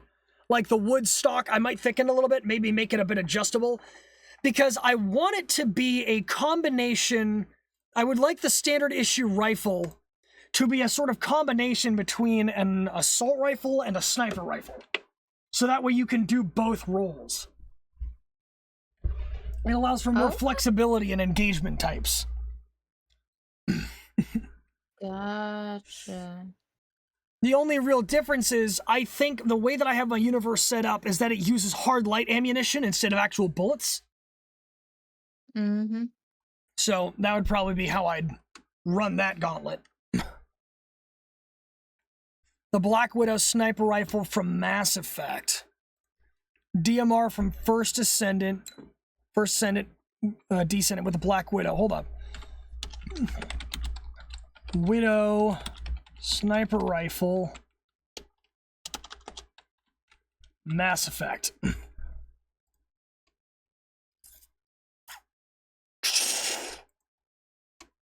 Interesting. It's got a non-folding bipod. At least doesn't look that way.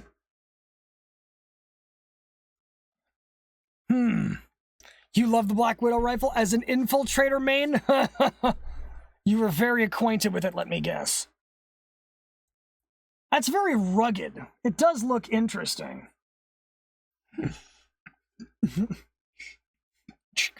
But actually, the weird thing was, I had the idea of basically making a scope that I would basically, like, rotate off to the side. So you can slap it off to the side and give yourself a red dot to use at close range, or you can flip it back up and have a variable zoom scope for sniping. And then you could switch between either semi-automatic or fully automatic fire modes, which isn't a far shot for a rifle, which is great because my lore is basically very high realism sci-fi. So I'm not doing a whole lot of crazy stuff. It's a Barrett 50 cal, but basically a railgun? Well, this one wouldn't have any... Actually, maybe it should use bullets, because it's meant to fire at range. So... Hardlight might be something more suitable for short-range weapons, like the revolver my character carries. So maybe it should be bullet-fed. But those would be some scary rifle rounds to get hit at full auto with.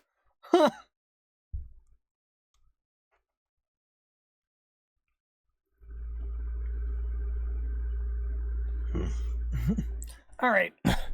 Light rounds would be fantastic use for a scattergun of some kind. My guy just has them used for a revolver that he keeps with him. Ooh. Yeah. Nice. Actually, I can send you a picture of the... Well, actually, you've seen my Twitter banner. That gun is there. Leaning off to the side. Oh, okay. Yeah. Okay. And I haven't officially designed the blade of the cutlass, but I have some ideas. Gotcha. Basic infantry rifle for the Terran Expedition in your war game. Expedition. Right, yeah, you told me it uses 12.7 caseless. And then I was like, wait a minute, that uses 50 cal? And you were like, wait a minute, 12.7 is 50 cal? I'm like, yeah! Oh my god. You basically made a full auto deagle with no, like, bullet casings. Yeah. Just like, dude, like, what are you smoking? Also, I gotta hit the bathroom real quick, so I will be right back. And I'm gonna throw us on a quick BRB.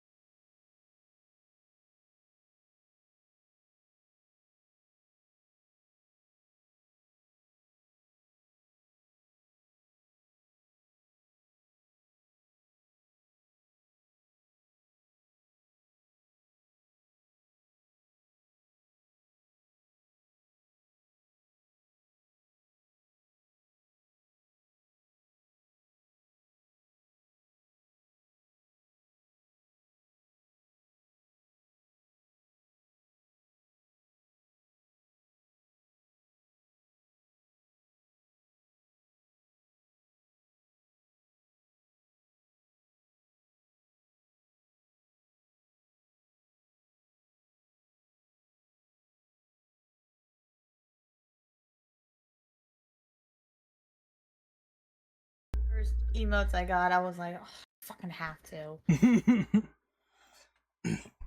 All right, we got Bick. All you got is magic. That's right, because he's a fire fox. Hmm. So he's got foxfire. I see. Yep.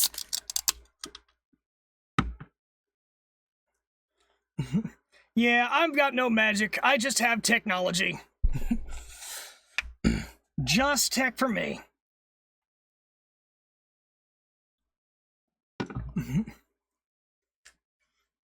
It's funny. Once I tried running a D&D campaign where I basically had it set up so that gunpowder never existed, but magic was used to replace it.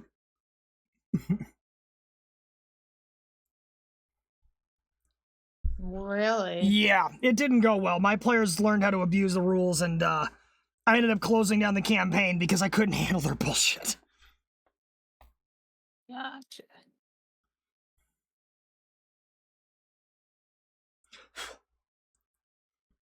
All right. It was fun while it lasted. Actually, one of my friends is looking at restarting the campaign, but under his rule, and he's way smarter in terms of anticipating people doing dumb shit than I am, so I think he'll know how to balance it better. Note to everybody present: if you are running a D&D campaign and you're letting your players pick their roles, do not let any of them have access to the treasury of a city as their personal bank account. They will literally use it to break the campaign by buying every magic item known to God. Oh my god, no way. I watched these guys buy enough beads of fireballs because those were the sort of replenishment for like gunpowder charges. Mm-hmm. And I watched people use these to decimate an adult dragon in 2 turns, which was about 3 times the party level.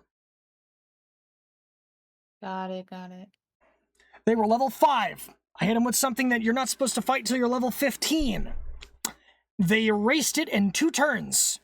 It didn't even hit anything with its breath attack. I think that's about when I quit. I was like, nope, none of this.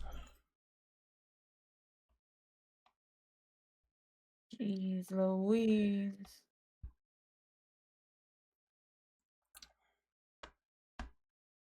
Right, now to figure out how the hell to add details to this.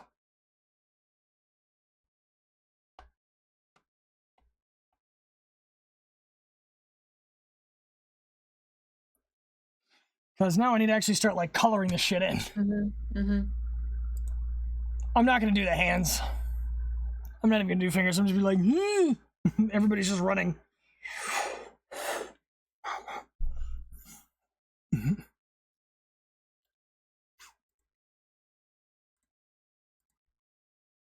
All right. Clear that out now.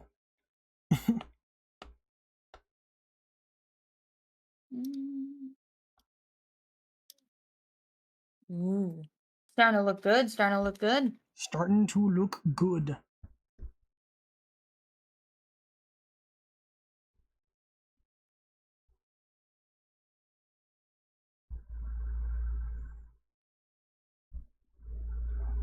Oh god, that eye looks off as fuck.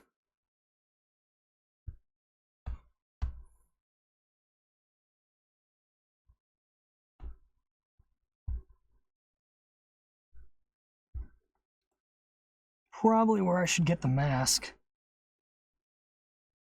Gotcha.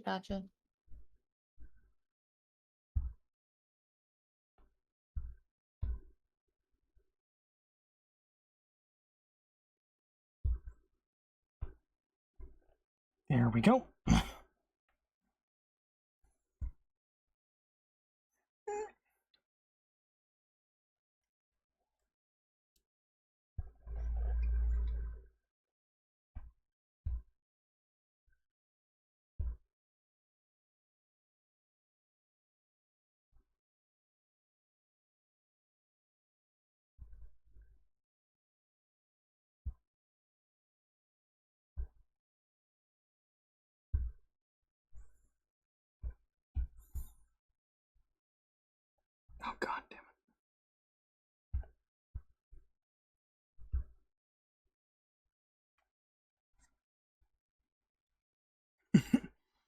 I think that works. Now the question is,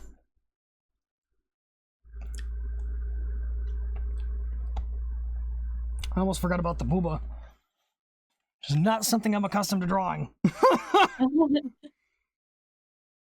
Start with the hair. That should be easy, right?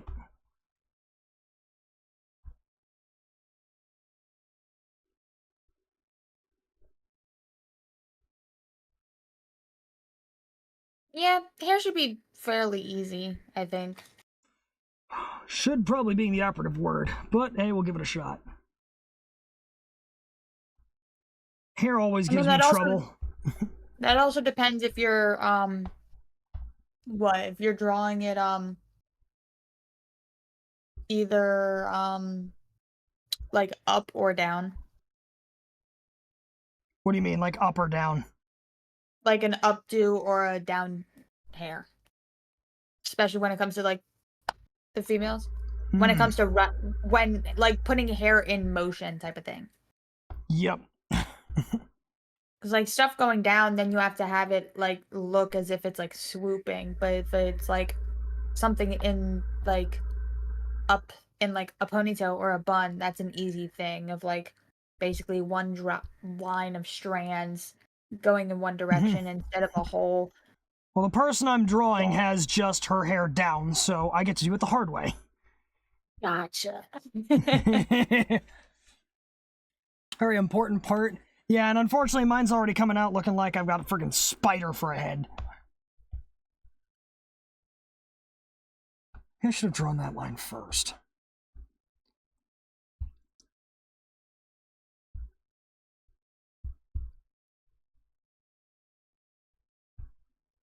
Hold up. There it is.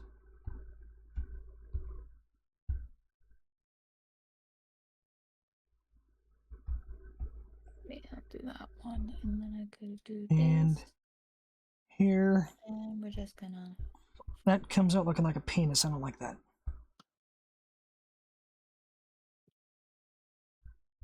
Jeez Louise, the saying. Looks like a penis. Me no like. Okay, that just looks disgusting. This looks like a dog ear that I attached to my face.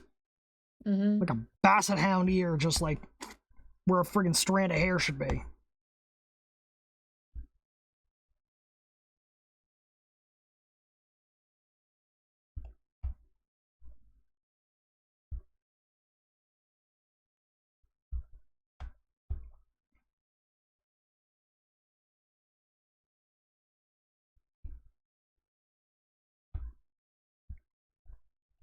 Alright, now we'll go ahead and erase the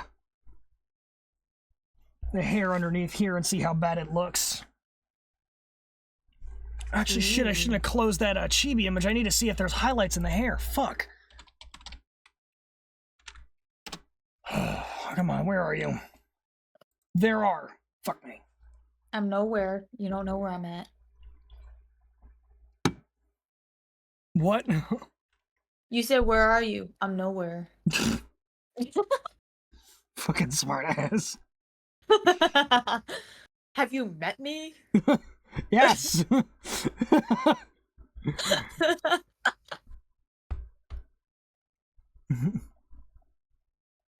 feel like I've got the perfect music playing in my ears right now for what I'm trying to accomplish.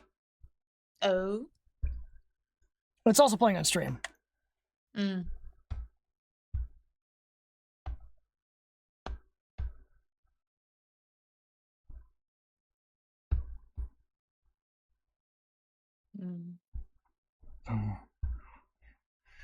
All right. Let's throw out another question. Sure. How would you describe your preferred art style, or if you don't have one, what style or appearance would you like yours to look similar to? I'd say my art style is a bit of all over the place until, like, you know, I can find the style that I prefer to do. Because I'm, like, more experimenting until I find the right one for me. So, like, I'm experimenting with doing, like, cheaty stuff, like, I did one that I posted in my Discord, but I haven't posted on my Twitter yet, Hmm. to, like, doing, like, nice, like, full body stuff that's a little bit more cartoony, a little bit more towards realistic, so I'm trying to find which one I feel more comfortable with. Hmm. Yeah, I'm trying to go for that high fidelity action shit, sort of almost Dragon Ball level. Oh god. Also, Sora, you're a Helsing fan. We are best friends now. The words of Schrödinger from Helsing, I am everywhere Oh and my god. nowhere. Don't even get me started on that. Sora's sat there and pinned me against one, what is it? Dracula from the one anime versus one of the characters from Helsing. They're like, which one would you prefer? I was like, don't do that to me. Don't do that to me. They're both vampires. God damn it. Which version of Dracula is desirable? The one from Castlevania or the one from Helsing? Yes. Yeah. Basically, they're like, okay, vampire from Castlevania or the vampire from Helsing. I was like, fuck. Cannot do that. Yep. Yep. Sora's right. Helsing and Castlevania. Yeah. I'm like, oh, I can't choose. I'm just happy that I have someone to scream Helsing references at now. Oh yeah, definitely. I'm calling San Diego. Guess where I am? I can quote entire passages from that show. And they're not even the obvious ones, too.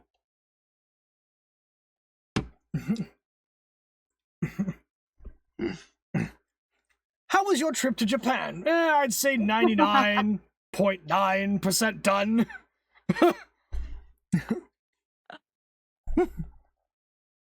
My god. I'm gonna need a new gun. Also one for the police girl, but I already have a gun. Get that bitch a cannon. Bitches love cannons. Oh my god.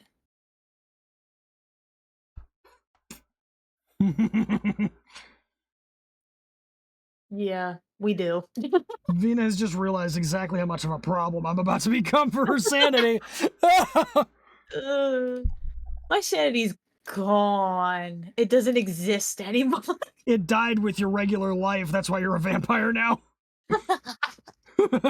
Exactly.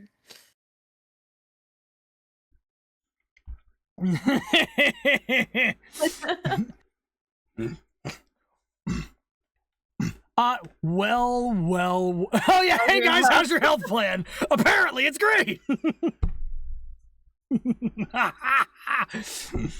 Well. Great. I leave for a day and the Nazis are invading. Well, no, it's the Catholics are crusading. Well, the Nazis are invading.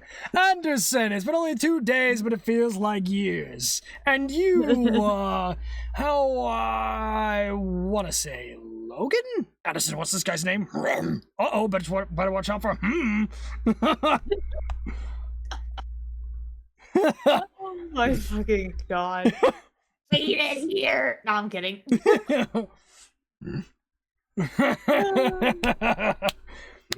I remember this one. It's like, well, we can't go about it from above, can't go about it from below. Wait, no. From the side, can't come at it from below.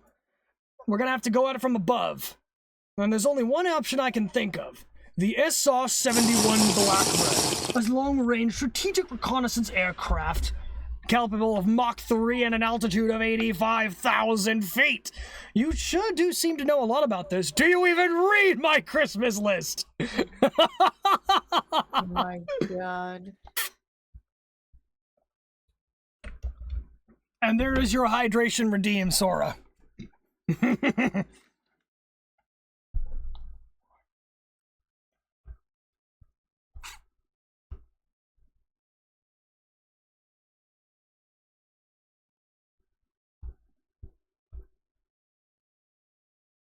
But yes, I am about to be a Helsing menace on this stream. Oh my god, no!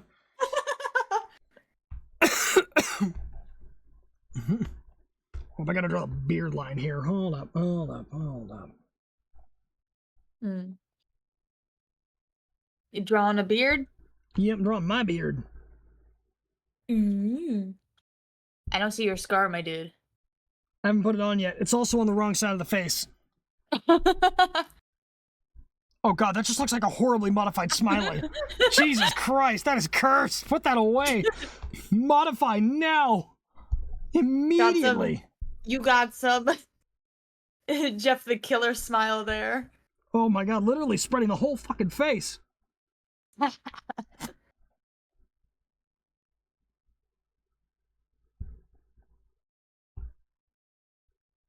The most cursed thing. Oh my god. There we go. Much better. Much, much, much better. I think I'm gonna make the smile into an open mouth. Oh. Just like...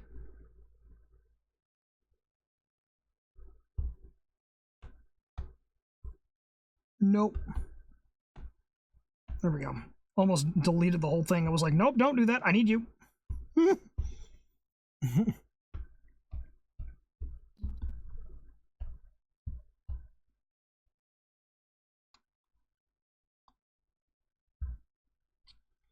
There we go. That's better. In the words of Palpatine, do it. Do it. Do it. Holy shisa. Hey, What? Scorpio Sensei, thanks for the follow. How you doing? No fucking way! Scorpio's here too!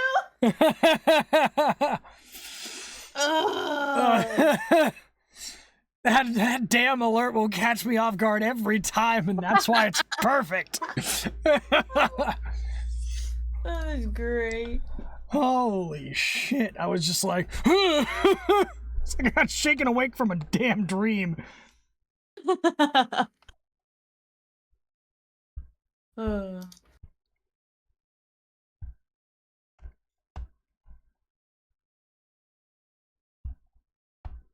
We're gonna go for too many details here.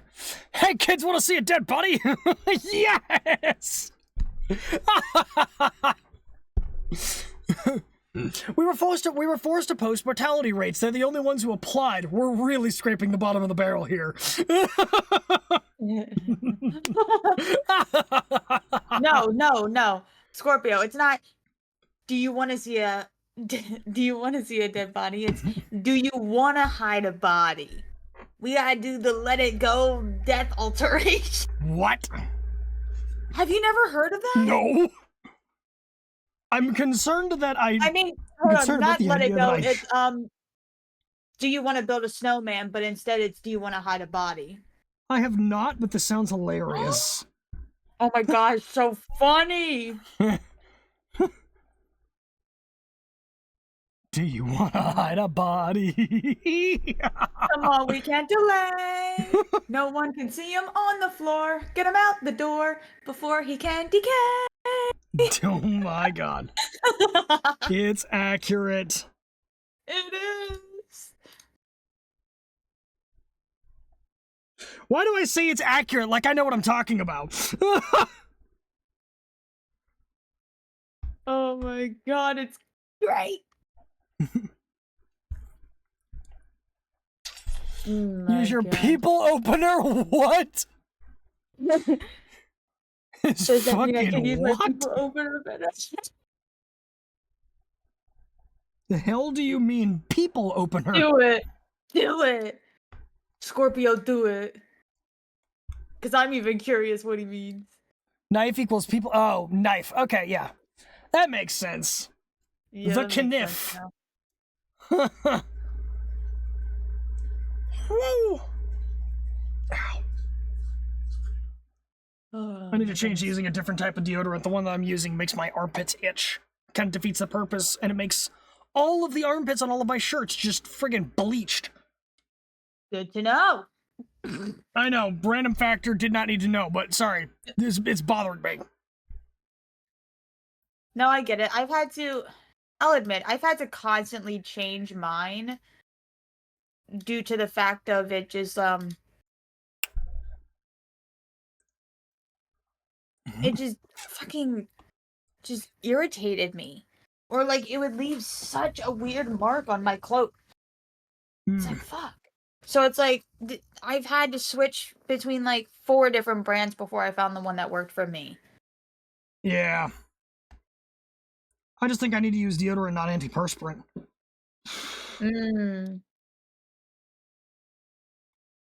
My armpits have finally gotten sick of my shit. Gotcha.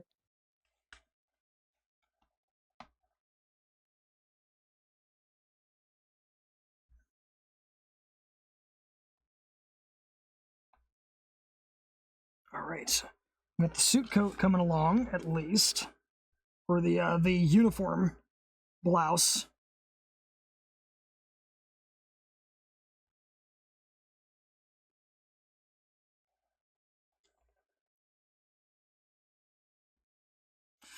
All right. Helsing moment is dragging one oh god. Sarah taking apart Lieutenant Zorn Blitz. There it is. There's the name. Yeah. Say my name. Oh my god. I'll admit I never finished it. I have like 5 different animes I'm watching, and I'll constantly get stuck into one to where I completely forget where I left off, and then I have to start watching it from the beginning again, and it's just a constant cycle. You just keep forgetting where you are. Yeah. Like I've never finished Naruto. Oh wow. Yeah, that's how bad it is, especially if it's like I lose track of where I'm at, and it's something that kept going along the while, and I was like, I'll never catch up. So yep. I don't think I'll watch Boruto with how much you've missed from Naruto. Not even that. I mean, like when I finally catch up, I don't think I'm gonna watch it. Okay. Because of how much like mixed reviews it's getting. Yeah. Like there are people who love it, but then there's so much like people who are like it like completely doesn't like match up or anything. There's too much like dissonance. Yeah. I'll have to admit one thing. I hate buzzcut Naruto. I'll say it here, and it's a hill I'll die on. I absolutely hate that fucking hairstyle on him. Buzzcut Naruto? Like the one he wears as Hokage, or? Yeah, like where his like hair is like super, super short. I don't like it. I don't like it. Yeah, it does seem a little out of place. Yeah. I will agree with you on that.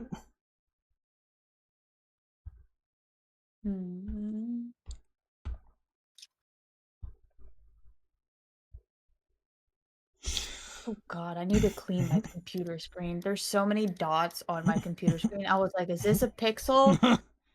No, it's something on my screen. Oh, Fairy Tail's so good. I'm a Fairy Tail god.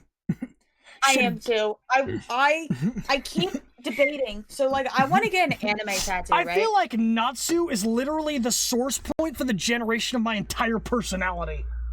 Oh my god. I've wanted to cosplay Lucy so many times. But I was like, so which outfit do I do? She's got like 50. Like I feel like I am Natsu sometimes. Like holy, it's nuts. Poof.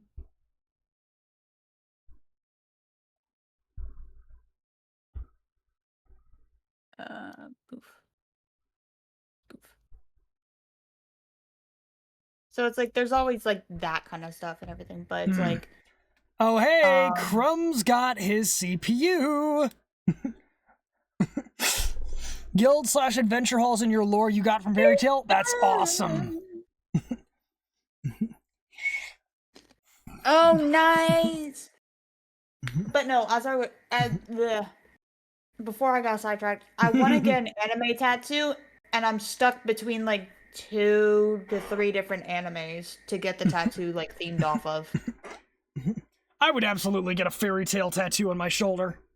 So I've thought about doing like fairy tale, the contract symbol from Black Butler, Ooh. right? Or even the like a nice piece of about from like the Shikonju necklace from Inuyasha, since that was the first anime I ever watched, which got me down this rabbit hole. First anime I was introduced to was SAO. Oh, I am sorry. I'm sorry because that I don't think like people should be introduced to anime just with SAO, because it's like it's good, but it's not a that good. Okay, hold on. It's good. Like boss battles, good. Plotline and the way they try to progress, it could be better. Right? Because they also, I'll admit, it's like they try to force the romance. Yeah, a little. A little bit. It gets better later on, right? Yeah. But like I think in season 1 they tried to do so much at once that I think if they just focused more on the main plot, which was the fact that they were stuck in a game that they could die for real, it would have probably been so much better. It would have made more sense, yeah. We're getting first anime was School Rumble, Gundam, Digimon. As for the judgment between Urza and Gildarts, yes, I love both of them, but I like Gildarts more because he's broken as fuck.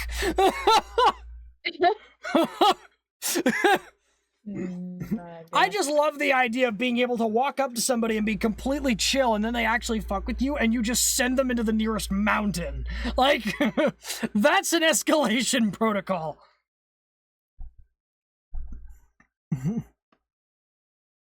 There's just something about that speaks volumes of why you screwed up. Oh, geez. Oh, I just remembered now I gotta draw my damn sword. Fuck. Uh-oh. And my gun. Can I just draw without the sword and gun for now? Just like, hi, why not? I mean, I don't see why not. Some of the doodles I do, I don't do my fangs. Because they just like I'll put them on there, right? Yep. And then I look at it and I was like, it doesn't look right. And so I just take them away. I'm like, screw it. Screw it. They're hiding in my mouth. They don't have to poke out. Till next season. Yeah, Gildar, OP character that shows up when you need him most, then leaves until next season. It's canon now. I gotta do. What do you mean now? I gotta do them.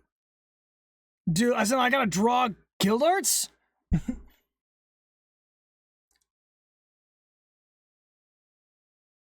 Or gotta get the tattoos. What are we talking here? Oh no, the gun and the sword. Oh. Oh, right. Alright, I'm gonna need help because I'm drawing boobs and I have never done that before. I just drawn 2 watermelons, you'll be fine. No.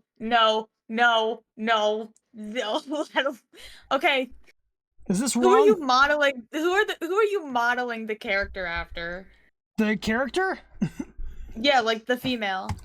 Hold up. I will just DM you the reference sheet I'm trying to use here. Yes, please. There it is. Okay, so your best way of doing this would probably be to do a very tilted, like, C. Like, don't do a very closed one, but, like, more open type C. Use a teardrop shape that contours to the body? Is what Crumb is telling me. Basically like that. Yeah.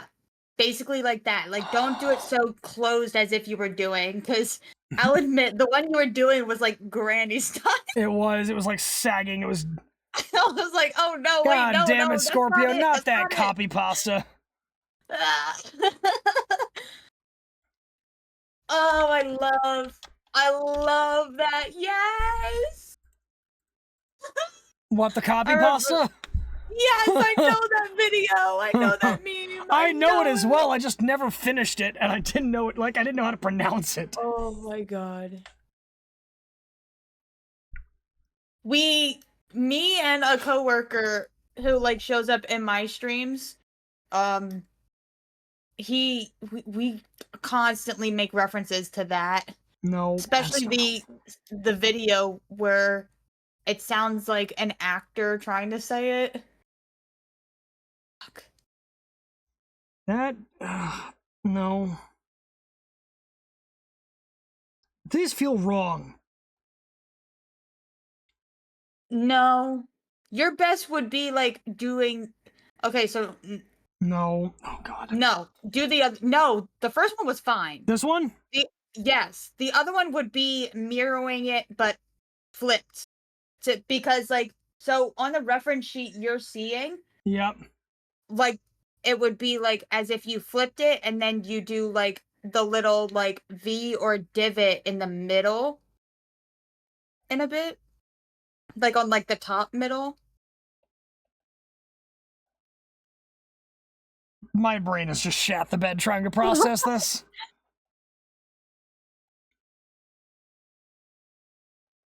I'd say probably look at some chibis with Yeah. like and to like get an idea, you know what I mean? Yeah. Okay, yeah, you're okay. If you're going after like the type of suit that she's wearing, Yep. but without that mesh part, that big V you were doing kind of works. It's just the fact you have to make that small line in the middle to create the illusion of the gap in between both. What do you mean that small line in the middle? Like the valley of like Oh. yeah. Okay. So you know what I mean when I say the line to kind of give the illusion of a gap on the chest kind of area. Okay. Fulcrum's just like cleavage. Yeah, that's what I was thinking as well. It's just my cleavage. brain. I'm Ah. This is what I get for being respectful and never looking at them.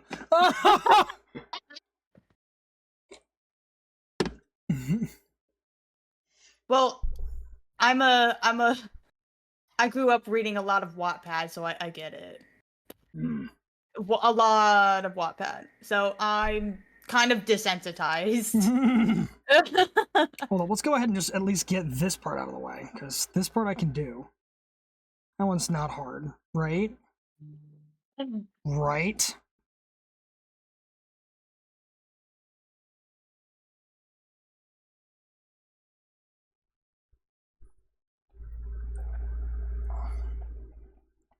Senketsu? My god.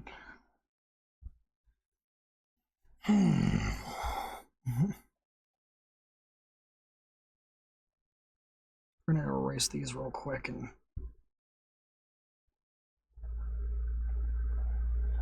except wait, no, it does more like that.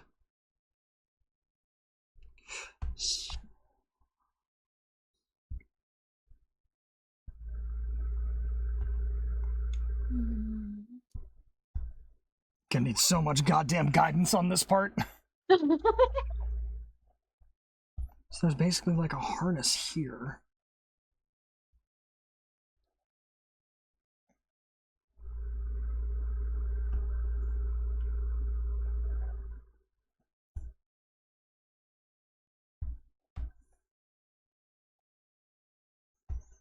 You know what I just realized? I am drawing both I'm drawing motion blur, chibi, and a female figure for the first time all in the same drawing. No wonder this feels so fucking hard. Oh god. I never even looked. God. The What? bottom is that fucking small. Damn. Mm-hmm. I was like trying to help you Do it, out with Sora. like the top, but I was like, oh fuck. Yeah, and then we realized it's basically like fucking nothing downstairs. You don't even notice that because it's not even on screen most of the time. Yeah. Twitch's TOS is going fucking ham though lately. Yeah.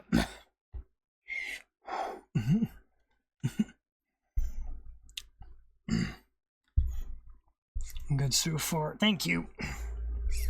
All right, let's see.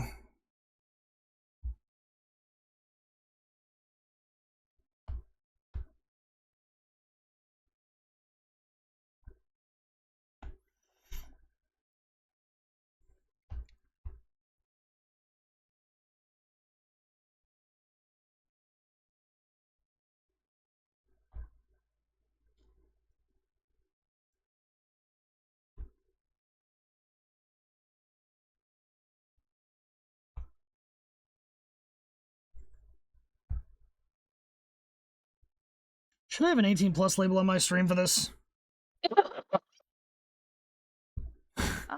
I mean, it's labeled mature content. That should be obvious enough warning, right? Yeah.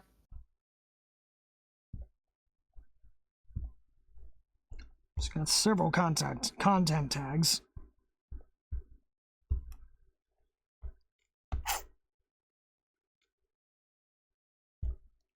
Ooh, twin bosses of Elden. Damn. With what now? Scorpio was saying they're taking a break from Elden. The twin bosses were irritating. Ooh. Yeah, I don't play Elden Ring. I kind of rage quit. I never started. I prefer to watch people play it because I was like, I'm probably gonna suck at it. I don't even want to watch people play it. That shit's just painful.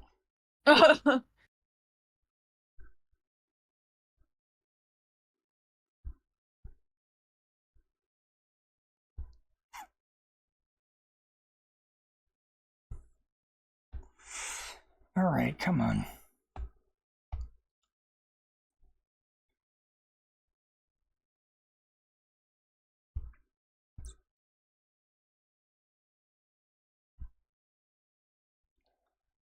And this probably goes... Should this be higher up on the chest?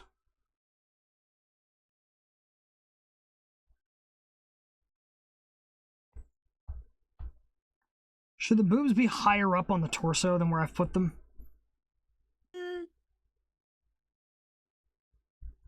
Oh. No, because if the arms were down, technically the top would reach towards the armpit while the bottom is like halfway down the the bicep. That's right. No, forearm is connected to your hand. Bicep's connected to your shoulder. Yes. You know, let's go ahead and just add the black outer cloak right now.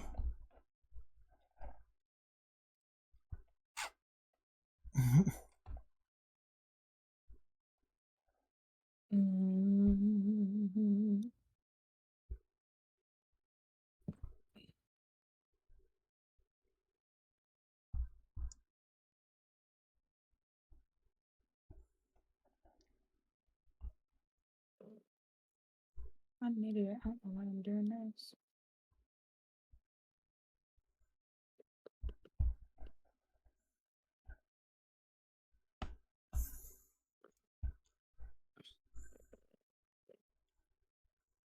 Unplug phone, plug in tablet. Alright, our code is pretty shattered. I just also realized I'm missing the inlining on my code. That looks better. That looks way better.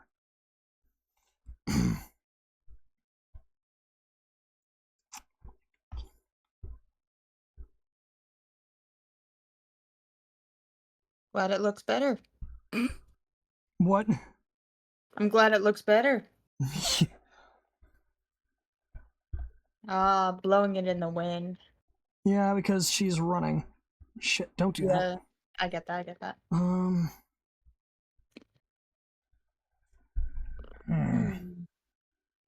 Her code is shattered to high hell, like holy fuck. It is. But I mean, so's her one stocking. Yeah. Just ragged. I mean, that's just the style that they were going for. Yep.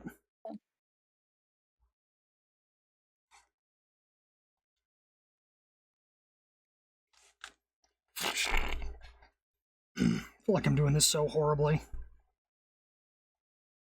I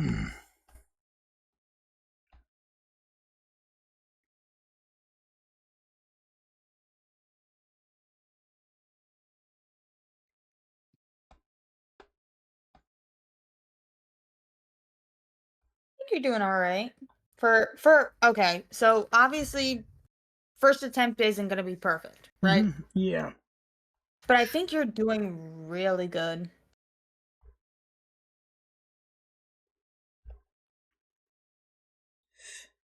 Then I will take that.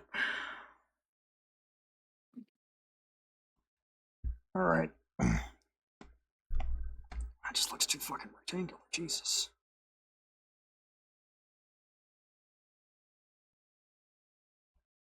That's better.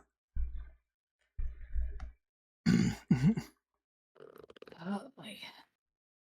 Do not enter adults at work. Oh, those are two different sentences. That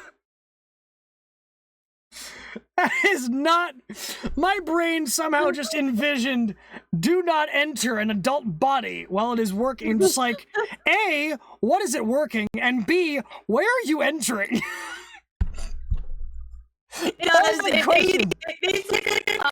Or like dot, like three dots. My brain straight up read those two things together and just went, what the fuck?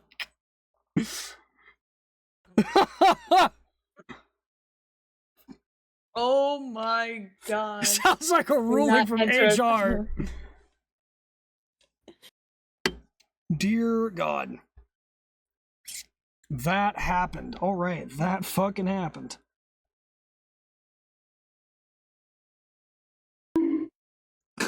Thank you for the bonk. Vina. Someone asked for it, I shall comply. Someone DM'd you was like, please bonk him. No, in your chat. Can we get a bonk name, please? Brain not working. Please reload. Windows brain.exe has stopped. Windows is currently checking for a solution to the problem. Oh my fucking god, that's great. Oh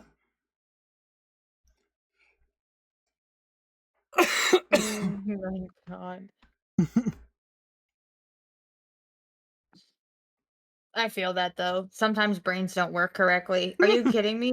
At my day job today. So I work in I'm not shy about talking about it. I work in retail. Obviously that's a broad subject, so it's like you can't really pinpoint where. Yep. But I was telling a customer the price of something, right? And I completely fumbled my words and spoke complete nonsense. And they looked at me. I was like, "Oh, wait, I'm sorry. My brain doesn't work today. This is what it actually." And it was like, "Oh my god." Good thing I got them laughing, giggling, so it's like they didn't complain that I basically gave them the wrong information at first. Yep. Because there's people like that out there. Yeah. It's like, "Oh, well they told me one thing," and it's like, "Calm down." Calm down. Shit happens. Mm-hmm.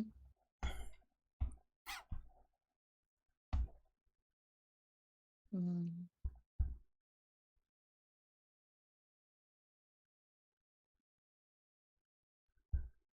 I need that sharper. There it is. Switching to drawing hair now. Ooh.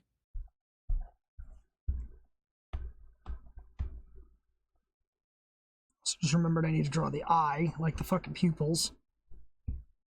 Mm.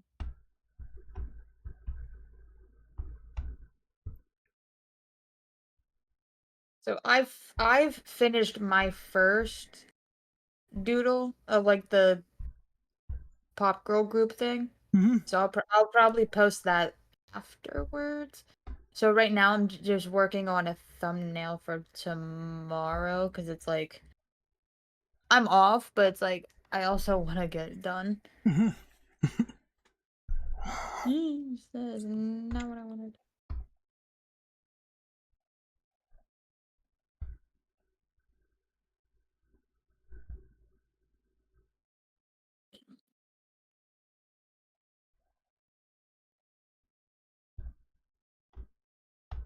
Oh god, that.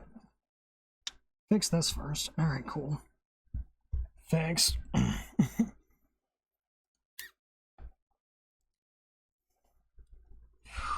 Alright, how?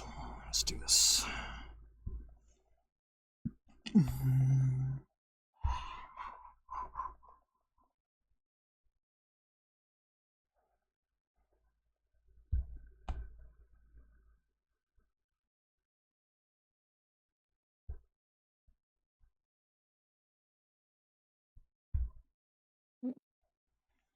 Oh. So I add the back hair to look a little better. Flowing parts are definitely not my strong suit. The earring looks really good, though. Yeah, that one came out nice. Yeah, that looks really good.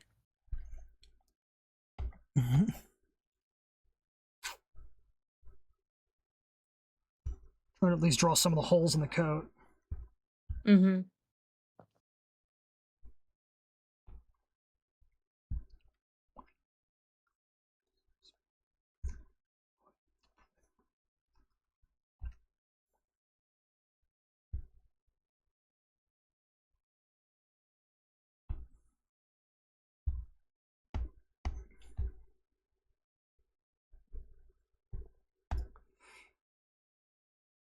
All right.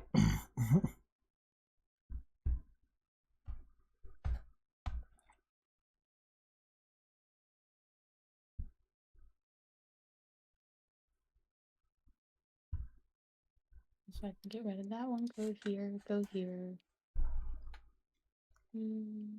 All right. Now let's try and get this hair done so it doesn't look like it's a fucking nightmare.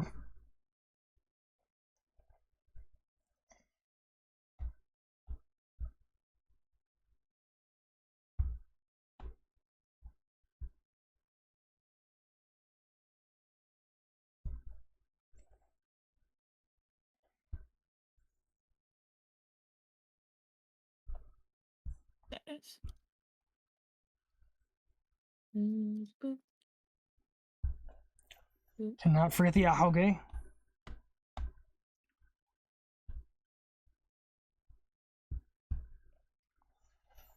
Alright. If you finish that.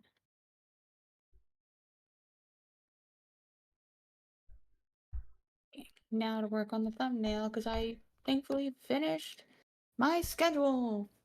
Yay. Oh, that ahoge is way too large. Holy shit. I think. That makes more sense. Yeah, when it usually comes to those types, it's like both ends of the piece of the hair have to like find that one spot and meet directly at like that bang type of.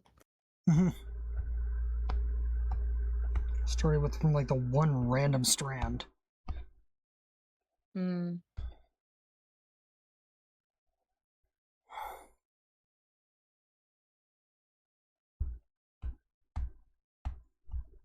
not looking that bad.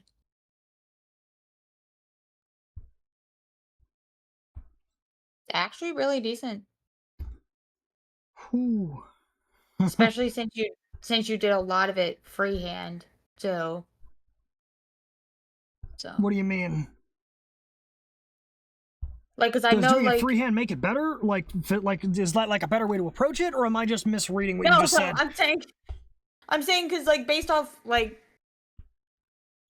what I do or even like I didn't see you do like the little lines for like to know where the eyes should go. Oh yeah, no. Unless I missed that part. No, I didn't do that. Yeah. I just kind of eyeballed it based on where the ears were and the join between the chibi chin. No, I got you. I would probably completely miss the spacing. Ah. Eyes are always hard.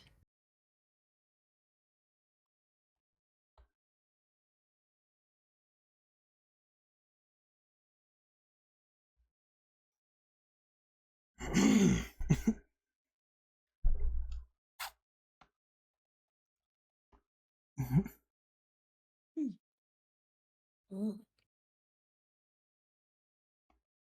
Hmm. Now we're gonna erase that part. I do actually have more questions. We haven't even gotten through the list yet. Damn. We just kept going off a different. Yeah, we just kept going on time. This from- is how this is supposed to work. I feel like I'm having like a successful chatting collab for the first fucking time, because it's like instead of just like asking think of one questions thing and then it's like, oh, now asking this for came to questions and then like mind. grabbing at straws to figure out what to say next. It's just like we're just going off on tangents. We haven't even finished the list yet, and we're like way over halfway through this. Oh yeah. Like every collab has been like a step forward in my ability to just like keep conversation going, and this one feels like I'm actually like getting somewhere. At least on my end. Like I feel like I'm actually like having conversations that just flow. Yeah, no, I get it. Like, yeah, obviously there'll be times where it's like a bit of silence because we might like Yeah. focus on like a specific area. Yeah. But We're then doing it's shit. like people come up with thoughts or ideas just out of the blue. And that's just how brains work. Mm-hmm.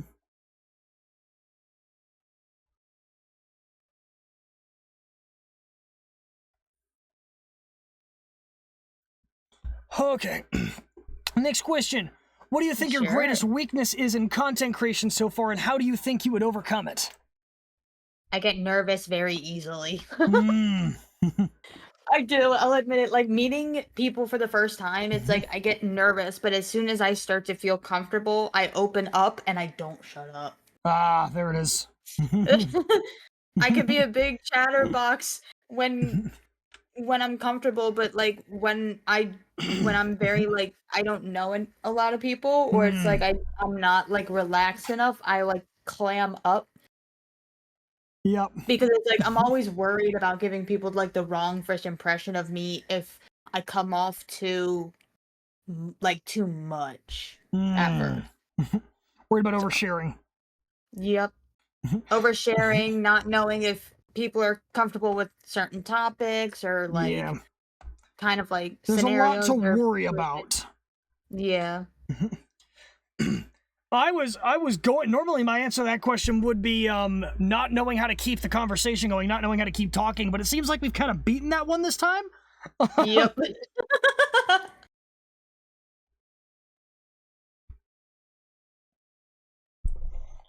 So yeah, it seems like we're. I need to find a new answer to that question.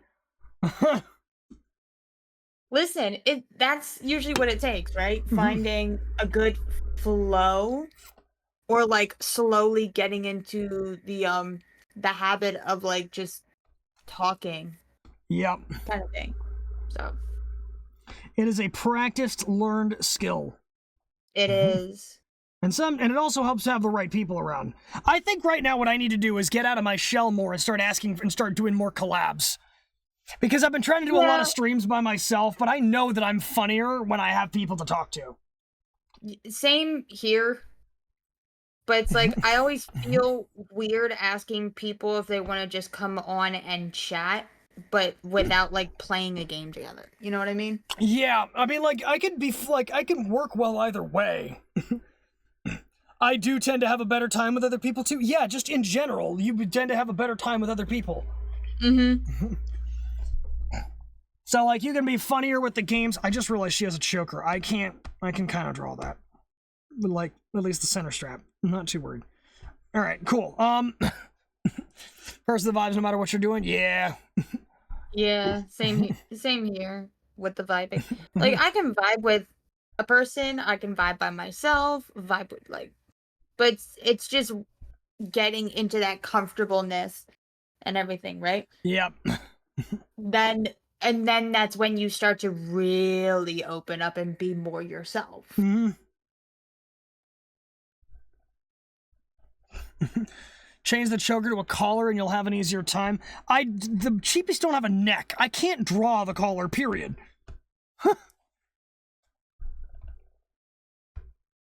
I mean, that's you the don't real have to, difficulty, is they don't have a neck. yeah.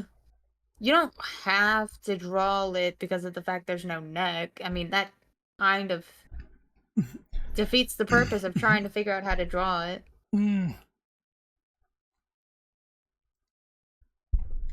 But I guess it also depends on if you prefer to or not.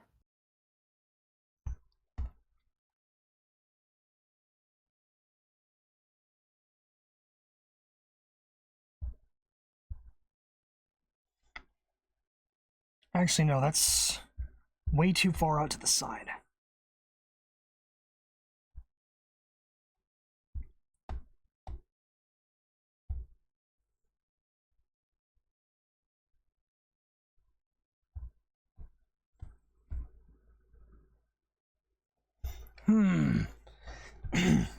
But yeah, I think I just need to do more collabs.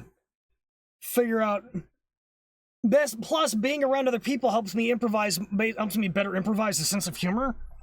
Mm-hmm. And that helps me, make content. Period. So, I do think I need to work more with other people because I'm just more dependent on other people being around to be somebody worth watching, which kind of sucks for me. If I'm trying to do things by myself, it means I'm very dry. But hey, I'll figure it out. Yeah, no, I get that. I get it. Mm-hmm. My main thing is because I like playing. That's why it's like sometimes I'll do like some of my IRL friends who come on. Mm. Well, more IRL is the fact of like I've been they're online friends, but it's like I've known them for years. Yep. Type of thing. So they've become more real friends than just as seen as online friends. Yes. I know what you mean. So it's like with everything going on with like everybody trying to get like last minute vacations or this or that going on, a lot of schedules haven't lined up. But it's like they're the ones who would be coming on every so often and everything. Like when I did my plate up stream, they were like I mostly did it with the IRL friends or anything. Yeah, that makes sense. I do have a bunch of people in the guild that I used to do a bunch of games with that I don't play with as much anymore, and I want to I want to join back up with them because I miss them. But like Same. I'm off doing my own thing and they're off doing their own thing, and the schedules just don't align anymore. So it's just like, well, I'm picking my own groove now.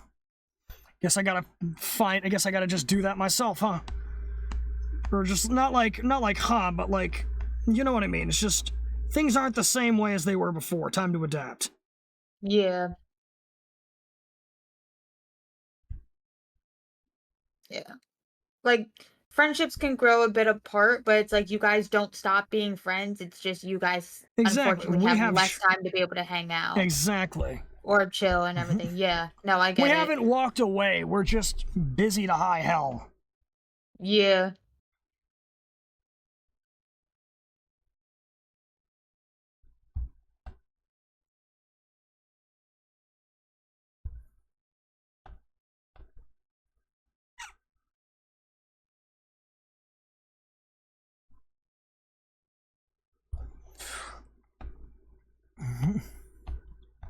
I think I'm starting to get the hairline right.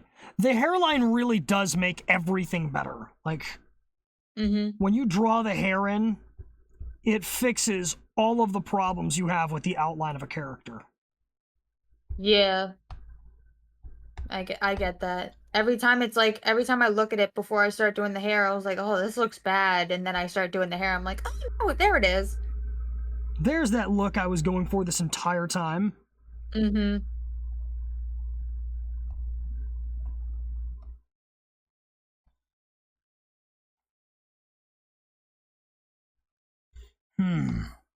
All right, come on. Let's clean up these lines. Clean up the lines inside the ahoge. Boom. Oh, geez, the ads that it decided to play. What ads did it play? The one for the new Beetlejuice movie. Oh my god. I'm not gonna lie, I'm excited for it. Because like I grew up watching stuff like that, like the older movies, and like I haven't seen it in person, but I've seen clips circulating the internet, especially right now with Alex Brightman and like the Beetlejuice musical type stuff. Especially when Sayu did the cover with Iron Mouse. Oh yes. I thought, wasn't that like over a year ago though? I know. And then that only came across my feed recently. Yeah. I think it's a lot of this stuff too, is because of the whole Beetlejuice talk, the Alex Brightman talk. A lot of Beetlejuice topic and creations kept popping back up because of how popular it was in the moment. You know another vampire anime I'd probably heard of? What is it? Hit me. Ooh, what is it? I know quite a few.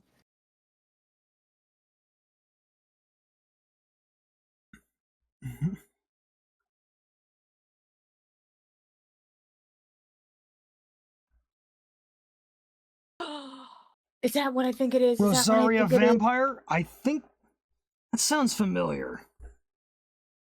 Is that what I think it is? Yes! I've seen that one! And I'm not gonna lie, you spelled it wrong.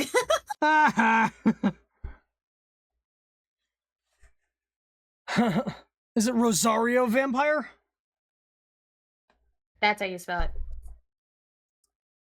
I knew it sounded familiar. I don't think I've seen it, but I know the name from somewhere. I've seen it. I've seen that one. I've seen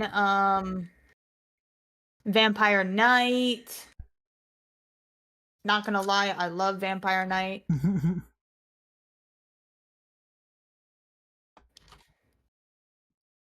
What's another one that I've seen?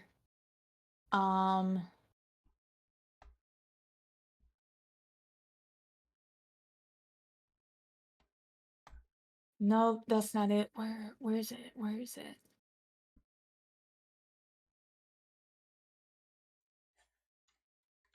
Rosario plus vampire. My brain no. Yeah.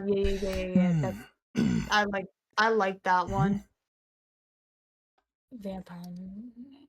Let me go ahead and curl this one, actually. Oh, another one that's really good, which I really hate that there's like I guess like two things for it, but it's technically the English version is called Seraph of the End. Owari no Seraph. That one's That's the Japanese one. name, I think. Oh, really? I think. No, wait, hold up. Oh yeah, no, Owari no Seraph. Yeah. I know that it. Why do I hold up? Yeah. I need to Google it because I'm trying to remember which fucking one it is.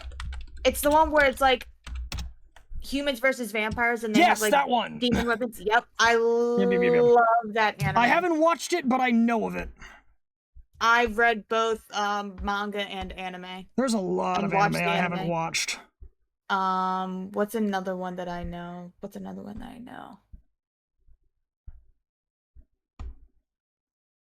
I'm literally looking down the. Oh my god, here's another one. I'll admit, I like the little harem animes. Same. I like them. They're a good romance one. Don't come at me if I'm pronouncing it wrong, but Diabolic Lovers? The one with the female, but then all the male characters who are vampires. Oh, that's like a reverse harem.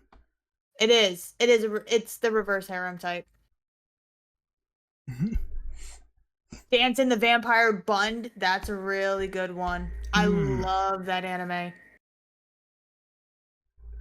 What's really funny is the last name of the main character in Dance in the Vampire Bund as well as the last name of the head vampire from Seraph of the End are the exact same.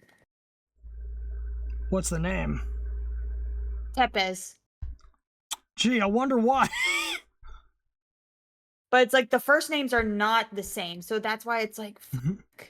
I wonder why Tepes is such a popular name. Vlad Dracula Tepes. Oh my god. Yeah. Favorite genre is isekai?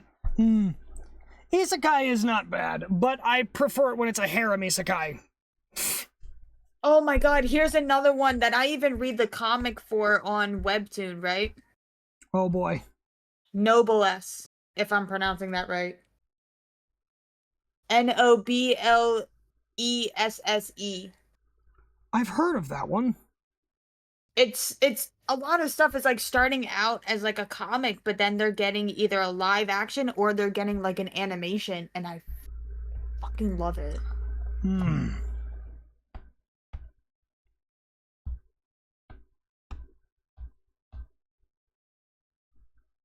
This strand is fucking up the entire look. Hold up.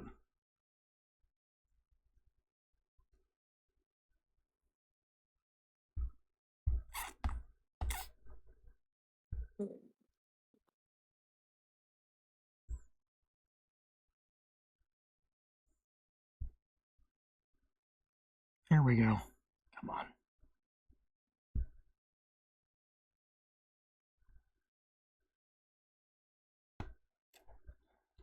Much better. I think this...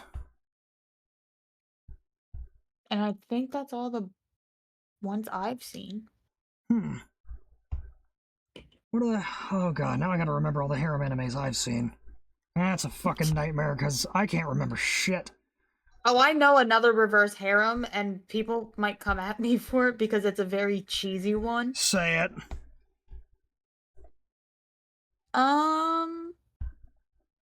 I probably won't even know it. Oron High School Host Club. The who and the what now? Oron High School Host Club. I don't know which one that is. So at the very least, you won't get judgment from me. Good. Oh my gosh. It's like, it's a reverse harem. What anime is not to start your kids on #1? High School DxD. That end of list. Oh my god. No.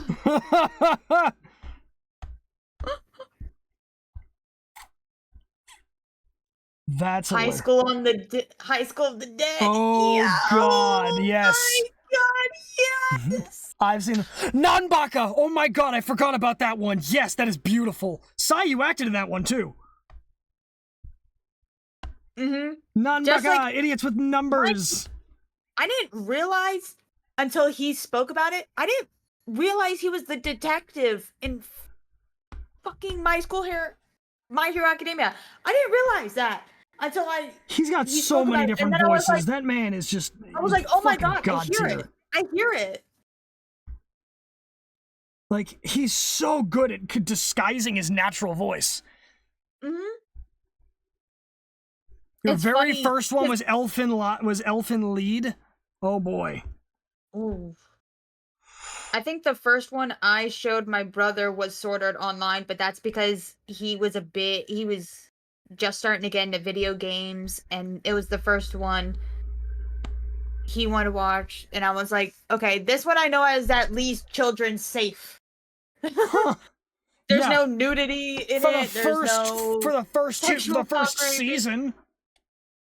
Okay, well, I only showed him the first season. Okay, we're good. If he watched the second season, it wasn't with me. Mind you, when I first watched High School of the Dead, he tried to look over my shoulder. I was like, absolutely not. I'm not gonna be the one to introduce you to that. Still will remember that line. You used my boobs to stabilize an AK-47. The physics. Oh my god. When it came to the boobs, is so unrealistic. It's just so stupid. It was literally just straight fan service. Like, could you fucking not? It's like, okay, this is excessive. Yeah. I will admit, very first episode, I love the bitch slap scene. I love it. And he just... I love it. Bam. It's like, Right in front of everybody and her current boyfriend at that time. It's just like, well, that's a tone. Wow. That's a tone set right out of the gate. Oh, yeah.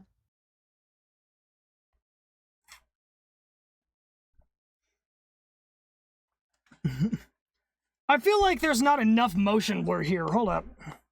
I need to add motion blur to the head. Oh, like the friggin'...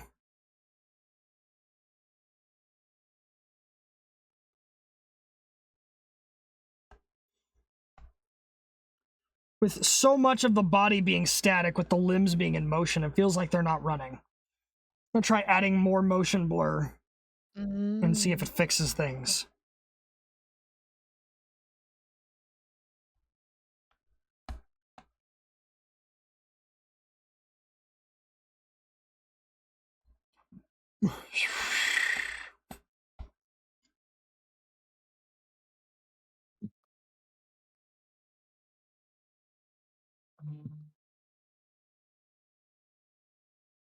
Ooh, my phone went off.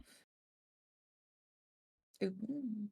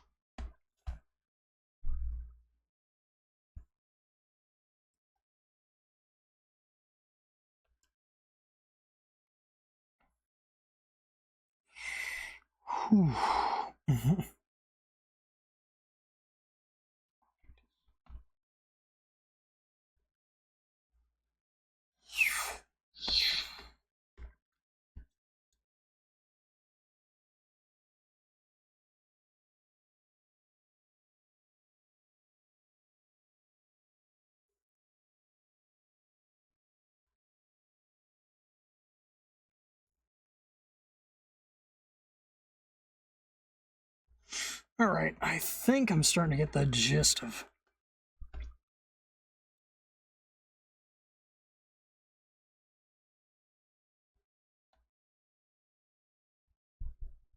Alright, let's try this from the other side as well, or adding the motion blur to the other side of the hair as well. See if I can capture the effect on this one strand.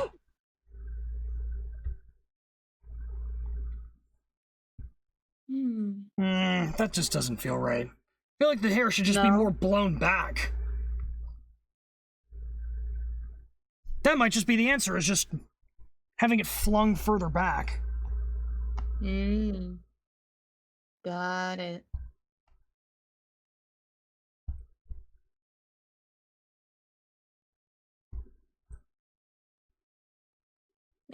Yeah, I'll admit the motion blur on the hair strands looked a little off. Yeah. It just feels like you're trying, like, it feels like you're trying to exaggerate a movement that isn't there.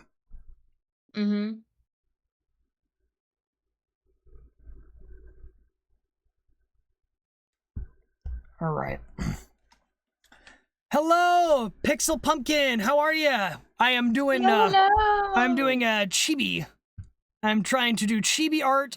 I'm trying to do 3 things for the first time. I'm trying to do chibi art, motion blur, and drawing a female form for the first time all in the same picture to make a thumbnail for an upcoming collab. Nice.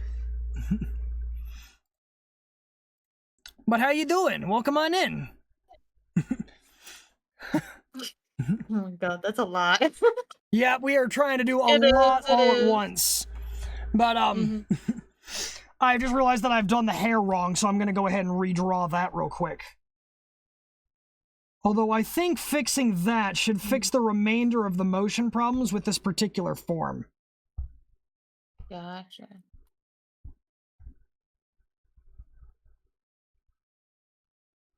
So I'm not too worried about screwing this one up. I am having a blast. We've been just yapping away about all of the things. I'm here with Vina. Oh my gosh. And we're Yeah, just having a hell of a time. It's been fucking great. yeah. Talk about anything and everything. Literally everything under the goddamn sun. Oh my god. It's been awesome. So what you been up to? What you do today? Hi, Pixel Pumpkin. How are you? All right. We'll do. Go on a very enthusiastic walk, Scorpio. All right, Scorpio, go enjoy your walk. Don't get kidnapped. No, he's going for the they're going. Scorpio's going for the enthusiastic walk. I don't think he's the one who's going to be in trouble.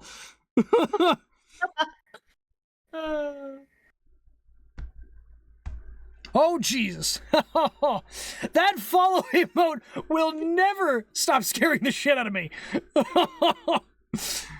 Very enthusiastic walks, and thank you for the follow, Pixel Pumpkin. Little art, played a little games, chill day. That is always nice. Always a good time. Currently having a fun time trying to pose a 3D figure in Clip Studio for my art. Oh Dang. god damn. Oh god. Here for 35 seconds, love the energy. Yeah, we try to bring the energy here. Energy is nice. I mean, like, I just like being energetic. I'm just loud by default. I'm just broken. I should not exist. We're all broken down here.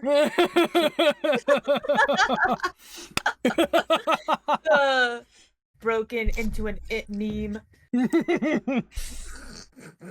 Oh my god.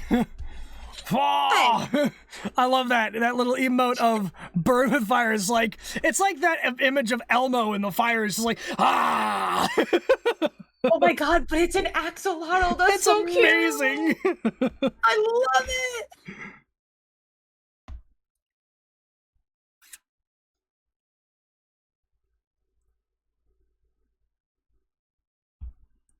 All right, now let's see if I can do this strand of hair next. Alrighty. Can he do it, guys? Can he get it done? Can I get it done within the confines of the stream? Probably fucking not. Oh my god. Oh god. Nope. Noises. Yes. Welcome to the. You've got slicisms, and then you've got what the hell are we gonna call these? You've got the dictionary of slicisms, slices, special curses, and then you've got the everything else. This and more on the next Slicer X stream. Indeed. And now the weather. Oh my god. Yo. How's the weather outside, Ollie? It's hot. Thanks, Ollie. Sorry, the fuck? Where does that come from? Family Guy. Oh my god. I've never watched Family Guy. That explains what I'm missing out on. No. There's a lot of TV that I have not watched. Like, oh my god. There is so much TV and like movie culture that I just never picked up on. It's weird. Okay. I'm trying to be like you've seen American Dad at least. Oh, the Dragon Ball outro. Oh my god, yes. Oh, that's where that makes sense. Have a nickname or a shortened name you can call me by. I go by Slice generally. Yeah, he goes by Slice. Yeah. Woo. We're just having a what was my brain thinking just about 2 seconds ago? I forget. I was on a train of thought. Talking about Family Guy. And oh, I yeah, asked the fact that American Dad, and then you started talking about TV. I am trying to be a VTuber with basically no knowledge of the internet. It is an adventure. Oh. Like, I missed, like, I was basically, I wasn't given a smartphone until high school. I didn't have. I am so sorry. I didn't have. I never learned about Vine. I didn't learn about most memes. I missed half Oh, the movies no. growing up, half the TV shows because I just didn't like watching TV. So that part's on me. There is a whole slew of internet culture that everybody my age knows that I just fucking don't. My entire sense of humor has to be improvised to be universal because it's the only way I can be funny. I don't know everything else that's required. I basically jumped into a job without any of the job requisites, and I'm just full sending it like I have a clue. Oh my god, no! That's okay. So I That's haven't been okay. Just the, oh no, that's fine. This is fine. Everything's fine. Everything's fine. Listen, okay, you want to say everything's fine? There. Everything's fine. What is I this? have in every. I VOD have in. chaos. It's chaos, but it's me as if like I'm holding a cup of coffee and fire. Everything's fine. Hold up. Do I have my I need a drink emote up? I do. Oh my god. There it is. Yes. I have my Pixel I need a got drink it. emote. Oh my god, that's great. But no. I've only been streaming since March, right? Only like 5 months, and I've had people come in, like new like people or like followers sit there and say, "It seems like you've been like you're really good at this, and you've only been streaming for 5 months." I'm like, "Yeah, that's it." But I think it's like once I get comfortable, like I can be very like talkative and charismatic Yeah. in a way, but it's like I You have just to be gotta warm up. comfortable. Yeah. That's me. That's what I say. It's just like I need to thaw out first. Mhm. I can do this. I just need like an adjustment period to like thaw out and warm up, and once that's set in motion, oh god, you will never hear the end of me. It's like, Oh no, I get once it. I'm here, oh shame for you. I'm here to stay. You've activated my Alucard. Oh my god. Speaking of those references, my assistant at my day job, because like I run my own department, he as a very late birthday present because he could not figure out what to get me. He is building me that like a like he's not building it for me, but he's getting me all those like Yu-Gi-Oh cards that look like evolutions. What? Yeah. So it's like I have like half of them are like shiny and half of them are plain. He's like, "Do you want the ones that are sparkly and shiny and like more?" I was like, "I don't care what. I just want them because the pictures are pretty." Because it looks like Eevee on a Yu-Gi-Oh card. So, do you want it because of preference A or preference Y? Me, bold of you to assume I have preferences.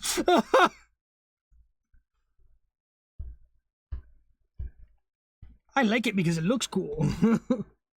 Shiny. Shiny, pretty.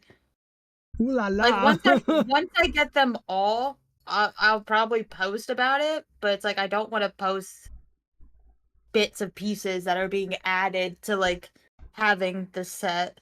Yep. Because in all honesty, those will probably be the first and last Yu-Gi-Oh cards that I ever own. Because I mostly grew up doing Pokemon cards. Oh yeah. To where I had like 2-3-inch binders of fucking Pokemon cards. Oh my lord. And they were in those 3x3, 3x4 card holder sleeves for like those pages. And they were doubled up too. So you only had like the one opening on the one side. Yeah. But I had 2 cards in there. That way, when you flip the page, you also see faces of more cards. And that also doesn't include doubles that I would have packed away, and it's a lot. Yeah. Sadly, I don't collect them anymore, Ah. but it was a lot. I used to collect Magic the Gathering cards. Mm. But when I went to college, I asked my parents to mail. Well, my parents mailed me my collection for my 18th birthday, and it got quote unquote lost in the mail. Which, if you know anything about the value of Magic cards, means somebody fucking stole them. Oh yeah. So, that was like a $1,000 worth Magic the Gathering card collection out the window in all of my decks, and my motivation to play the game went with it. A lot of people have helped me replenish my collection since then. A lot of people have just given me shitloads of Magic cards. And I have like 3 times the collection size. Actually, hold up. I can literally take a picture of it and send it to you because it's all sitting on the shelf over my desk. Hold up. Oh my god. Like... Wait, no, shit. Wrong fucking... God damn it.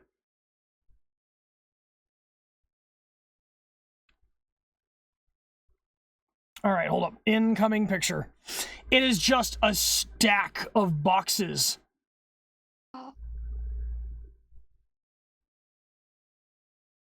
Oh my god. Yes. That's a lot of boxes. Hold up, I need to find a way to get this on stream real quick.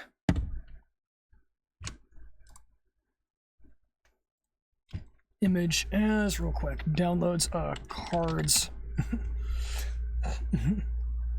Let me real quick pull this thing up. Source. You got it. Image. Browse. Mm. There you go, people. Oh god, why is that so fucking large? What the hell is your problem? Why did it do this? Why do I have a freaking... No, god damn it, wrong fucking move. Gimme, you motherfucker. I hate it when OBS does that though. There we go. Those are all the cards. King your outboast on the large comment. Oh no. Large comment.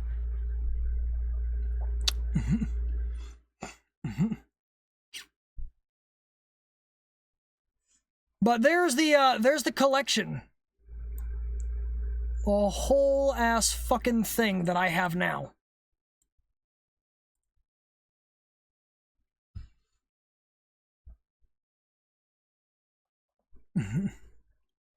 But yeah, that's what we're dealing with. Mind the large, don't mind the Windows pop-up sound as I delete the image from my OBS because it be like that. Mm.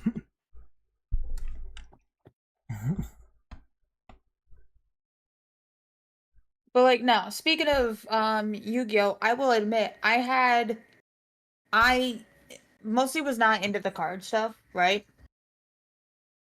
Because I know Sora brought up about how their collection was going, but I wasn't really into the card stuff. But I watched the show. I played games.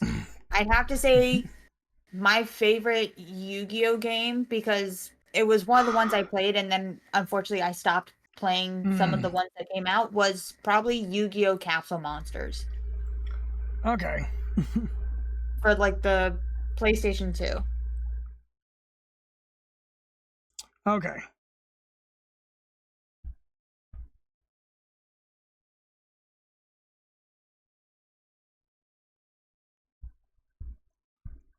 Now I'm going to try and draw the eyebrows because I almost forgot her eyebrows.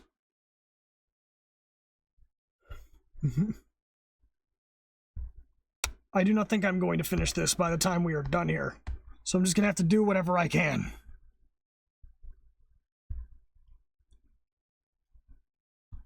But I think the hair does a much better job of conveying the movement now. Mm.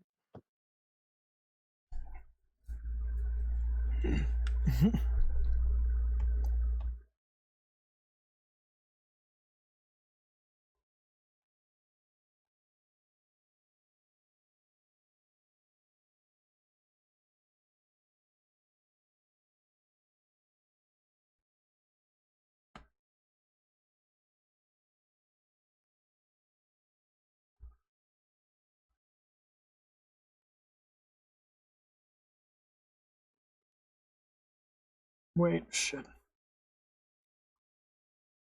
There we go. Now we're doing this right. I think oh, actually, hold up. There's a problem. There is a problem here.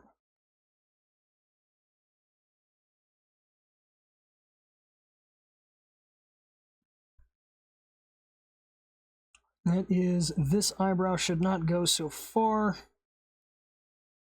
And so we're going to cut it off here. Boom. Yo, you're going to love. Vina, Sora apparently is getting, yeah, he thinks you're going to like what he's making. But actually, hold up. Sora, is it a he? Is it a what? Like, what am I using here? Because, like, I've been defaulting to that one, but that might not be right. Let's get this right so I know which one I'm using right now. Okay, cool. There we go. Now, in all honesty, I will probably love anything because I love his art style. I'm not gonna lie. But I also just like seeing people's art of me in general. Like, even so, I came back from vacation, right? So my sister got to see a bit of the little thing I'm working on for next year, and she drew fan art of me right next to me, and then when she was done, she slid it across the table in front of me and just left it there. Oh my god, I want to show it, but I can't because it would be a spoiler. But oh my god, I felt so. Oh my god, I thought it was so sweet to have my little sister draw fan art of me. All right, I've got it. Let's see if I can color this in time.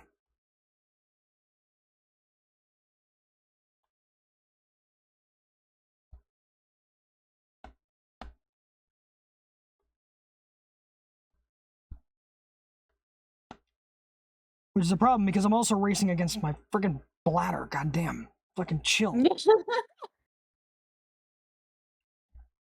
I want to draw. I'm almost done.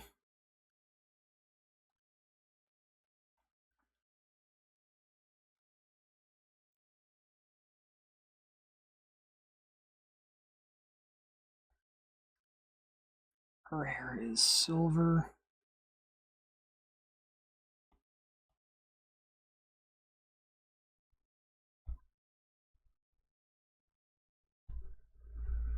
Oh boy. Almost forgot how frustrating it can get to paint it pixel level.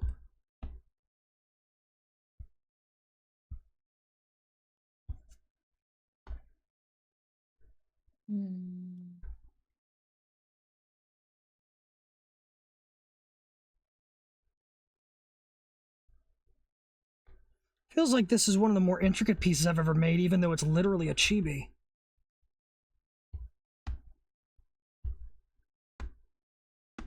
I wonder if that's just me accounting for how to downscale all of the details.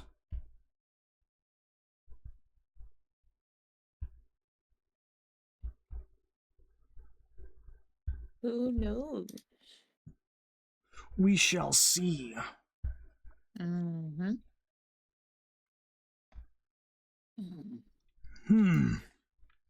What's wrong with Pixel?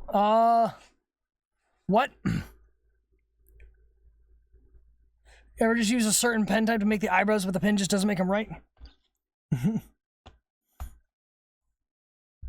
Oh, I know what you're saying. No, nothing's wrong with the Pixel. It's just not my speed. That's all.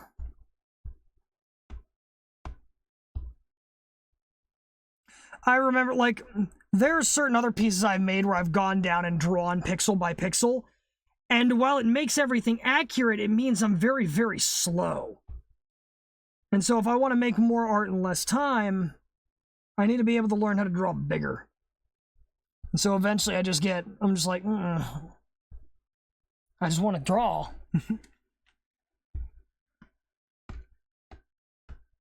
Like, I'm going to show you like the example of, I think, what burned me out of drawing things at the pixel layer. and that was this one.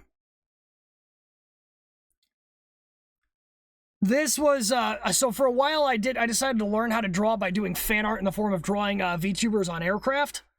And this one down here was the skirt from Vienna's new Primal form. And so this scale skirt that you see down there, I drew all of that basically almost at the pixel level, just once, like I drew out all the scales individually because I didn't think I was going to cover it up. And so yeah, that was a lot of at the pixel level, and that was just like, ugh, that burned me out a bit on doing things at the pixel layer.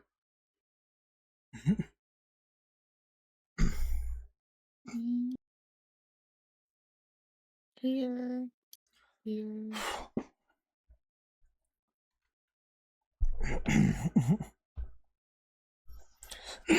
However, I do have to use the bathroom. I'm not going to be able to outrun my bladder. So we are going to take care of that now. I'll be right back.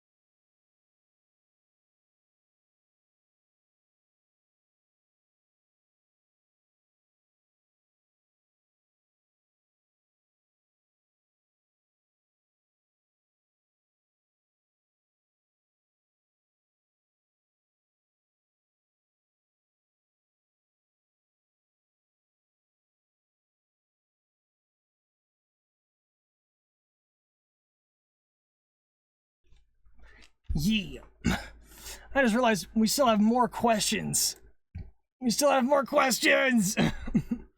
Let's see. Yeah. Let's go with this one. What is the inspiration behind your character design?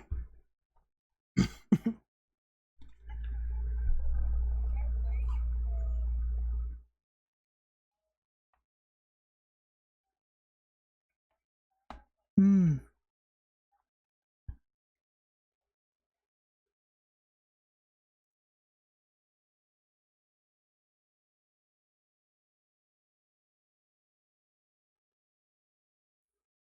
Hmm.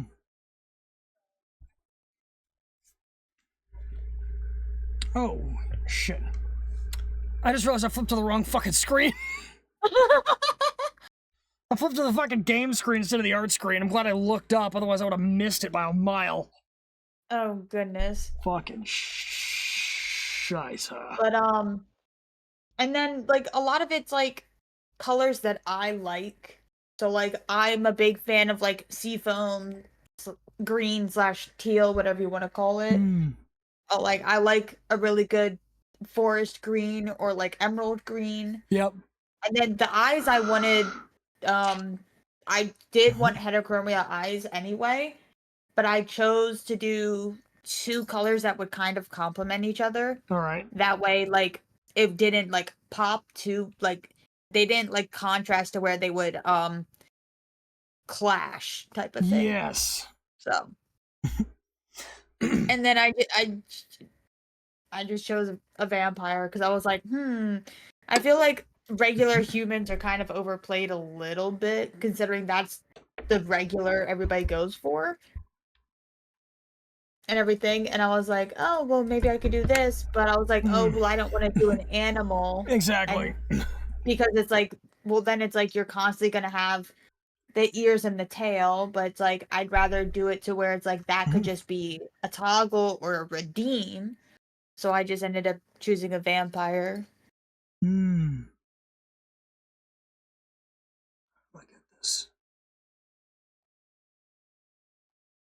Here it is. Kitty cat. I knew it was like a fraction of. I knew it was more like a dark purple. Mm.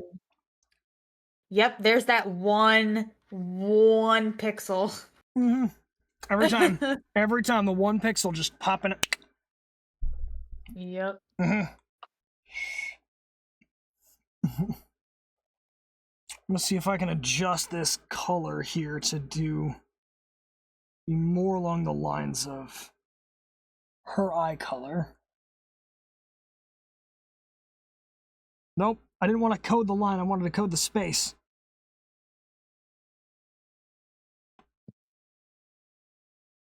Let's do this.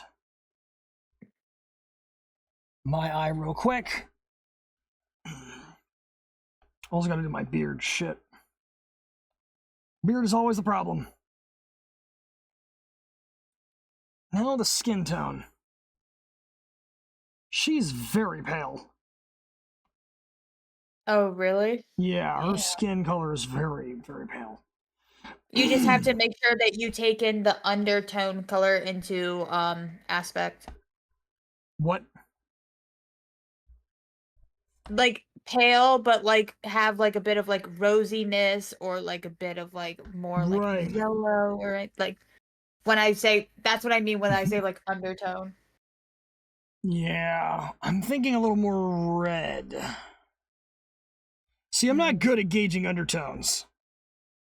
Listen, I have to think about that because of the fact of I wear like makeup and foundation for like special events, so it's like I have to know the undertone of my own face just to find like the right shade. Right. Also, I know that psychologically women are more perceptive to varying shades of color than men are, so I guess you could say I'm working at a disadvantage. Yeah. See hers.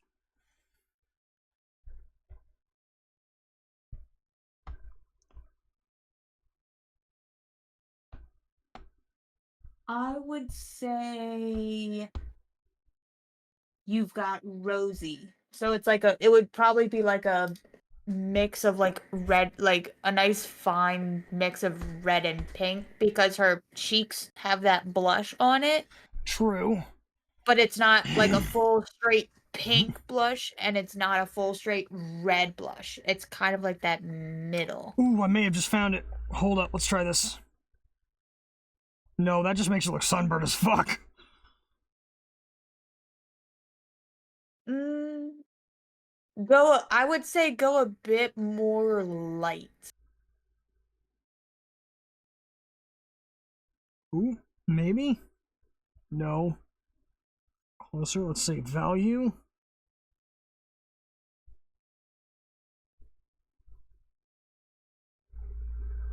Lowering the saturation. There it is!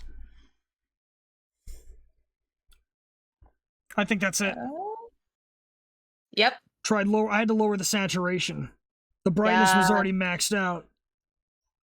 you got it.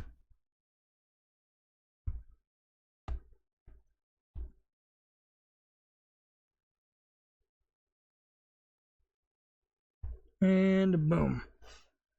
Alright. Next question. If you were to make a song, what would you have be the core concept of the song? Oh God. Um. Making you think with some of these. Yeah. Oh God. Maybe something that has to deal with romance And when I say that, it could be like, so like obviously I'm the typical girl, one of those people who will sit there and belt out a breakup song, but I'm not in the middle of one because of just of the emotion and like how like Yeah. not even gonna lie, a lot of these breakup songs slam. Oh yeah. So Because that's when they're trying to slam hardest. They've got yeah. nothing else to do. But then it's like I like a nice lovey-dovey type song too, but I don't know. That's the thing. Because like I don't also have a specific genre that I go for either. Like I like a bit of everything. So it's like I don't know what tone I would go for it either. I think I would probably take up something along the lines of the same, not style, but like same concepts as Nefex. Okay. In the sense of just keep chasing your shit and don't give up. Got it. Because really, that's the essence of doing anything that means something. Is you just gotta keep fucking charging. Like you have no intention, like there's no possibility of losing. It's weird. You can lose no matter whether you believe you can win or whether or not you can believe you can lose. But if you believe you're gonna lose, then you probably will. It's only by believing that you can, believing that you'll win, that you have a chance of making that happen. So yeah, I get it. At the end of the day, you gotta charge after the belief that you're gonna win, even if it's reckless, even if it's stupid, even if it doesn't make any sense. So, I mean, fuck else are you gonna do? Sit there and believe you're gonna lose? Because you will.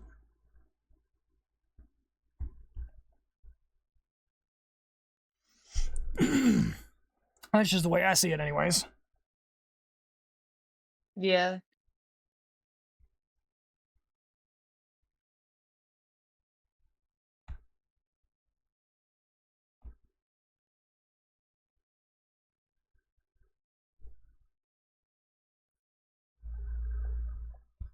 And now I'm just cleaning up fine details at this point.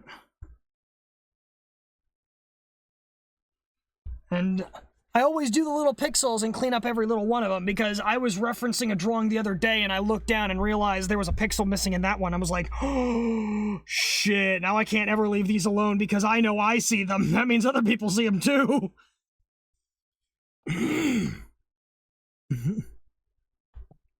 Just kind of that oh shit moment if you realize exactly what you're capable of. Yeah, no, I get that.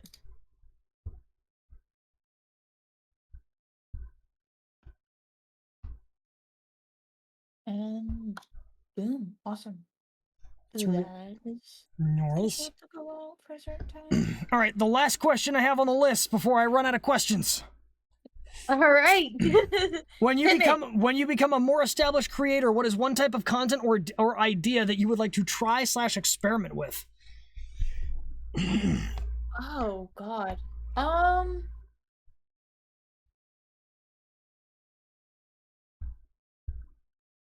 I have no idea. I mean, like, so I've tried to do them, and like sometimes they're a hit, sometimes they're not, and I think it always depends on how many people are there. But like, I would love to do more community nights, like more Jackbox, or like I've seen like slightly bigger ones. They're even doing like fall game, like fall guys, not fall games. Fall games. or even like marbles on stream, but like more stuff like to interact Yep. with my community. Golf. Graphic phone? Gardic phone? Probably not, because that gives a little bit too much free reign, and some people will abuse it. And I already know somebody who that's been abused against, and it's not a good time. Yeah.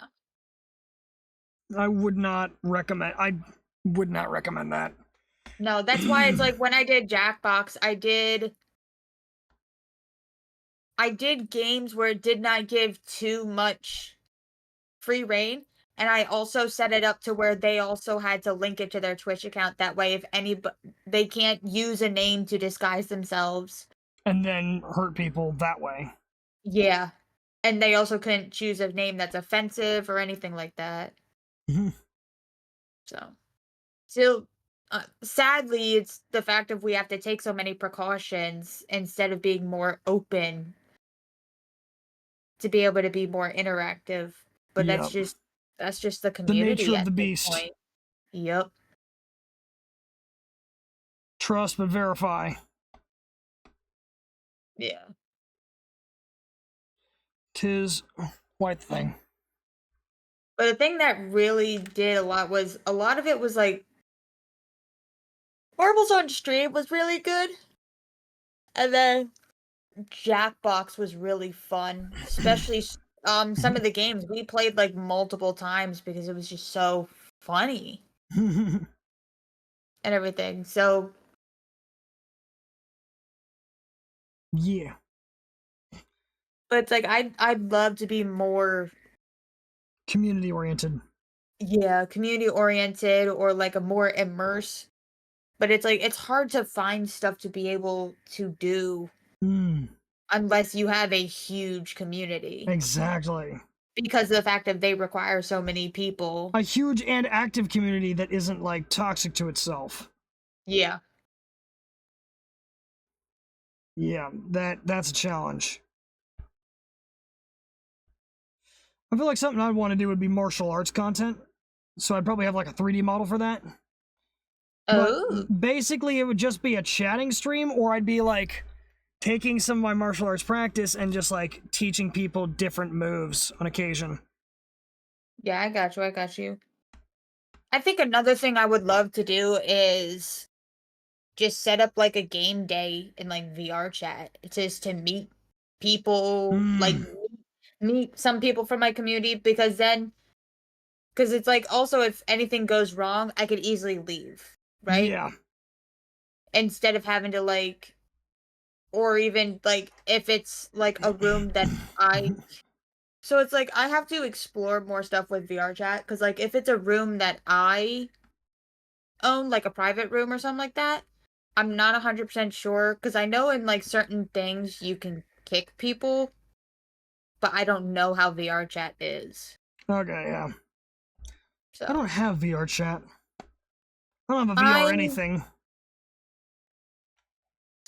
I do, but it's not my account. It's an account I share, so it's like Hmm. I'd have to get. Yep, yep. Yeah, Sora, I technically do, but it's not my account, so I'd have to make my own account. But it's like I also want to look into getting like a 3D model of me Yeah, same. for that because it's like I don't want to go in and be like some rando model. Some generic Yeah, fuck around. so Like, generic models are good for getting you started, but when you want to start focusing on establishing a brand, you need something that's yours. yeah, that's why it's like I've talked to um my one friend who I'll be collabing with this upcoming Saturday because um she knows a lot of ins and outs of doing 3D models because she used what is it, Vroid? Ooh. She used it to make her first ever model back when it was like you had to do everything by hand. Oh, okay.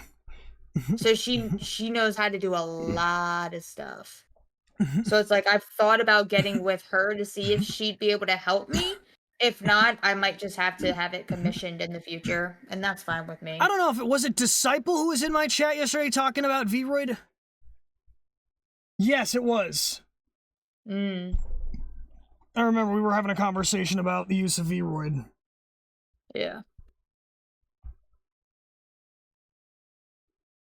And by the way, Sora, it's Moon who knows how to do it, our third model sibling.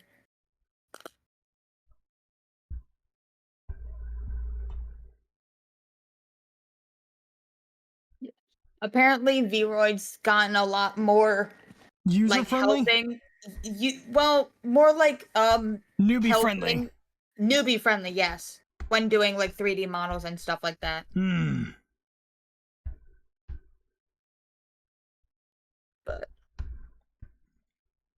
Yeah, I think I might take a look at it, but I might want to custom make my own model, but even then I'd still need the hardware to support it.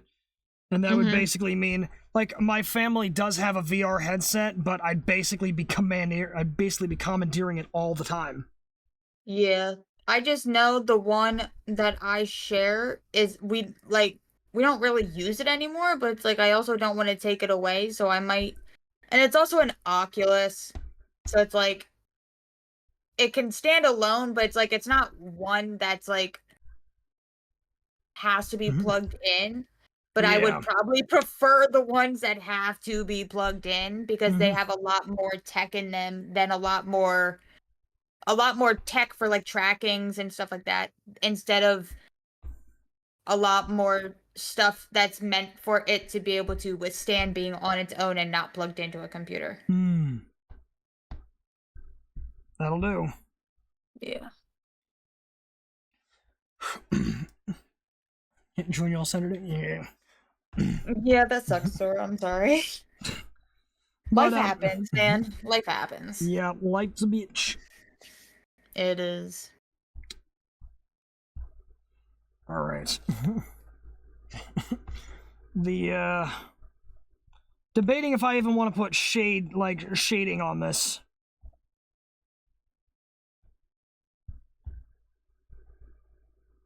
There is a part of me that's saying, no, just call it done. But at the same time, there's also that perfectionist part of me that's like, give it a shot. I mean, if you ever wanted to, you could always, depending on what you do, you could probably just duplicate it. Or just touch it up later. Something I can come back to and try out. Yeah, there's that too.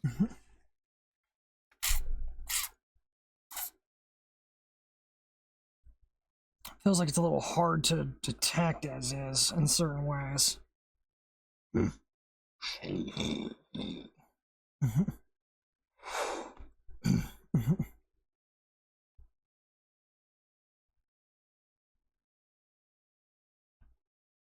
Wait, almost missed a spot here.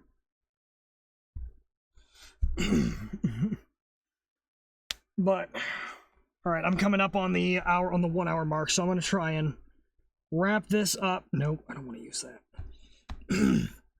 Try and go ahead and just clean this up.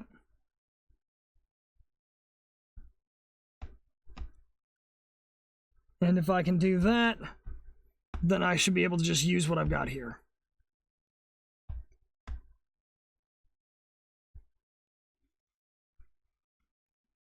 I think we're done. For now. I don't think I'm going to use shading for this one. It's going to be a little... Oh, I think it looks nice. How many layers do I use in an artwork? Depends. This is all one layer. I've recently just started experimenting with doing that because I'm lazy. But if I go down to something like the Astral Draken piece here, God only knows how many layers I have in this one. There is a shitload. Like this one, I have like the different component, like let's say it depends on whether I'm trying to, how realistic I want the shading. Like for this one, I was just like, I wanted to do the shading differently, plus I was drawing 2 different airframes. One of them I was a little lazy for, but I will generally sort the amount of layers I want based on how detailed I want the shading. The only real exception to that recently was this. And that was I had 3 layers. One for the sketch, one for the shadows, one for the highlight. But so I'm not really consistent.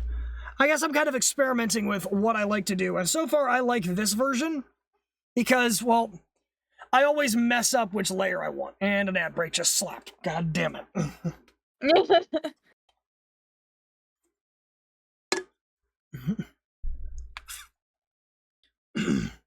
I will admit, I use 1 layer. Because I feel like if I don't switch the layer, if I'm working on the one, I'm gonna forget, and then if I do a lot of progress, I was like, oh no! I just realized I need to absolutely put some white in here because I just realized I've relied on the background color to be present for this, and without it, it just looks hollow and soulless, and that's not good. Oh no. Look at that, she looks fucking possessed. And I need this to be, I need the background to not be there because, well, I'm gonna be using this for something. See, now the question is, what do I use for the inside of the mouth? But, Sora, to answer your question, I don't have any real consistency with the number of layers I use. It really just depends on what I'm trying to accomplish. I started out using a lot of layers, and now I'm just down to using few layers because it's a lot to keep track of, and I usually end up messing up the count anyway. So I'll just take care of the art, the sketch, and the art on one thing.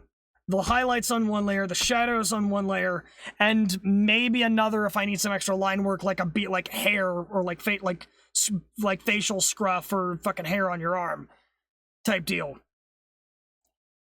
Nice. I'll sit there. I'll answer it. I only use one.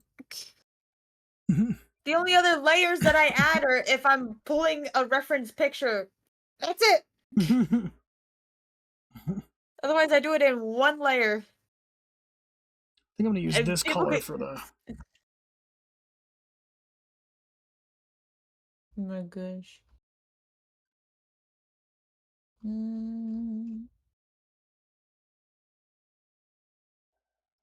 Trying to figure out what color to use for the mouth. It's a little more dull, actually.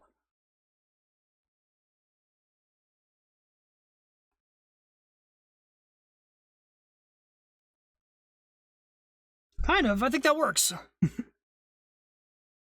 And this would be, I'm just keeping the background transparent here because I'm going to be, oh, wait.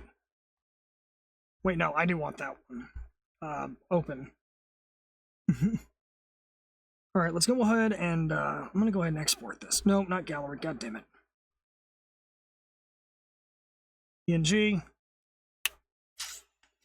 Body in one, hair another, eyes and clothes and details another. Then you make folders for each one for the coloring and shading. Yeah, I feel like I should try and get into that detail, especially when I'm making people. But it's just kind of gotten to the point of how much of a shit do I give?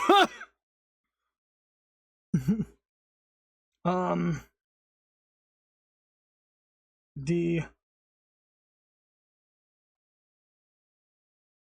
nail chibis. That probably auto-corrected itself, and now it's gonna look like something else in my friggin'... Feel you overdo the layers, not gonna lie. I mean, it really depends on what you want. Like, this is, if we were here earlier and we were talking about the aircraft pieces, this is the piece that I posted that Zentreya reposted, and this is the number of layers that are on there. So, like, I would do, again, based on where the shading would be. So I basically broke up the aircraft into components, and you would have like something like the elevator, you would have like the engine section just being fucking there or not.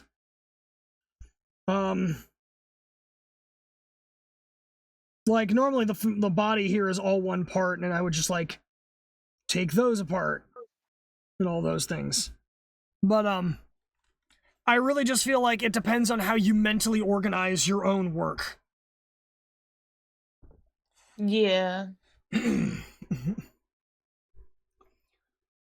However, with that, I think I've reached my my time limit for the evening.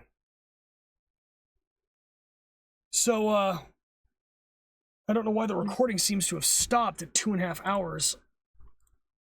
Whoop. I wonder if I'm running out of memory or something. I'll figure it out. I'll make sure to mark and clip the VOD later for fun moments. But for the time being, we are going to go ahead and find somebody to raid. So let's see who's alive right now. Let's see. My buddy Obi's alive. Ooh, Auto Whale is alive. Auto Whale is out. I haven't raided him before. He did a tier list with I submitted my PNG for a tier list. And yeah. So Yeah, let's go ahead and raid Auto. Let's go ahead and raid Auto Kalani. Auto Whale. Nice. Alrighty. Mine and Vincarino. Alright, everybody. Thank you for joining us. And I will see all of you next time, which will probably be Tuesday. Alright. Bye-bye. Bye-bye.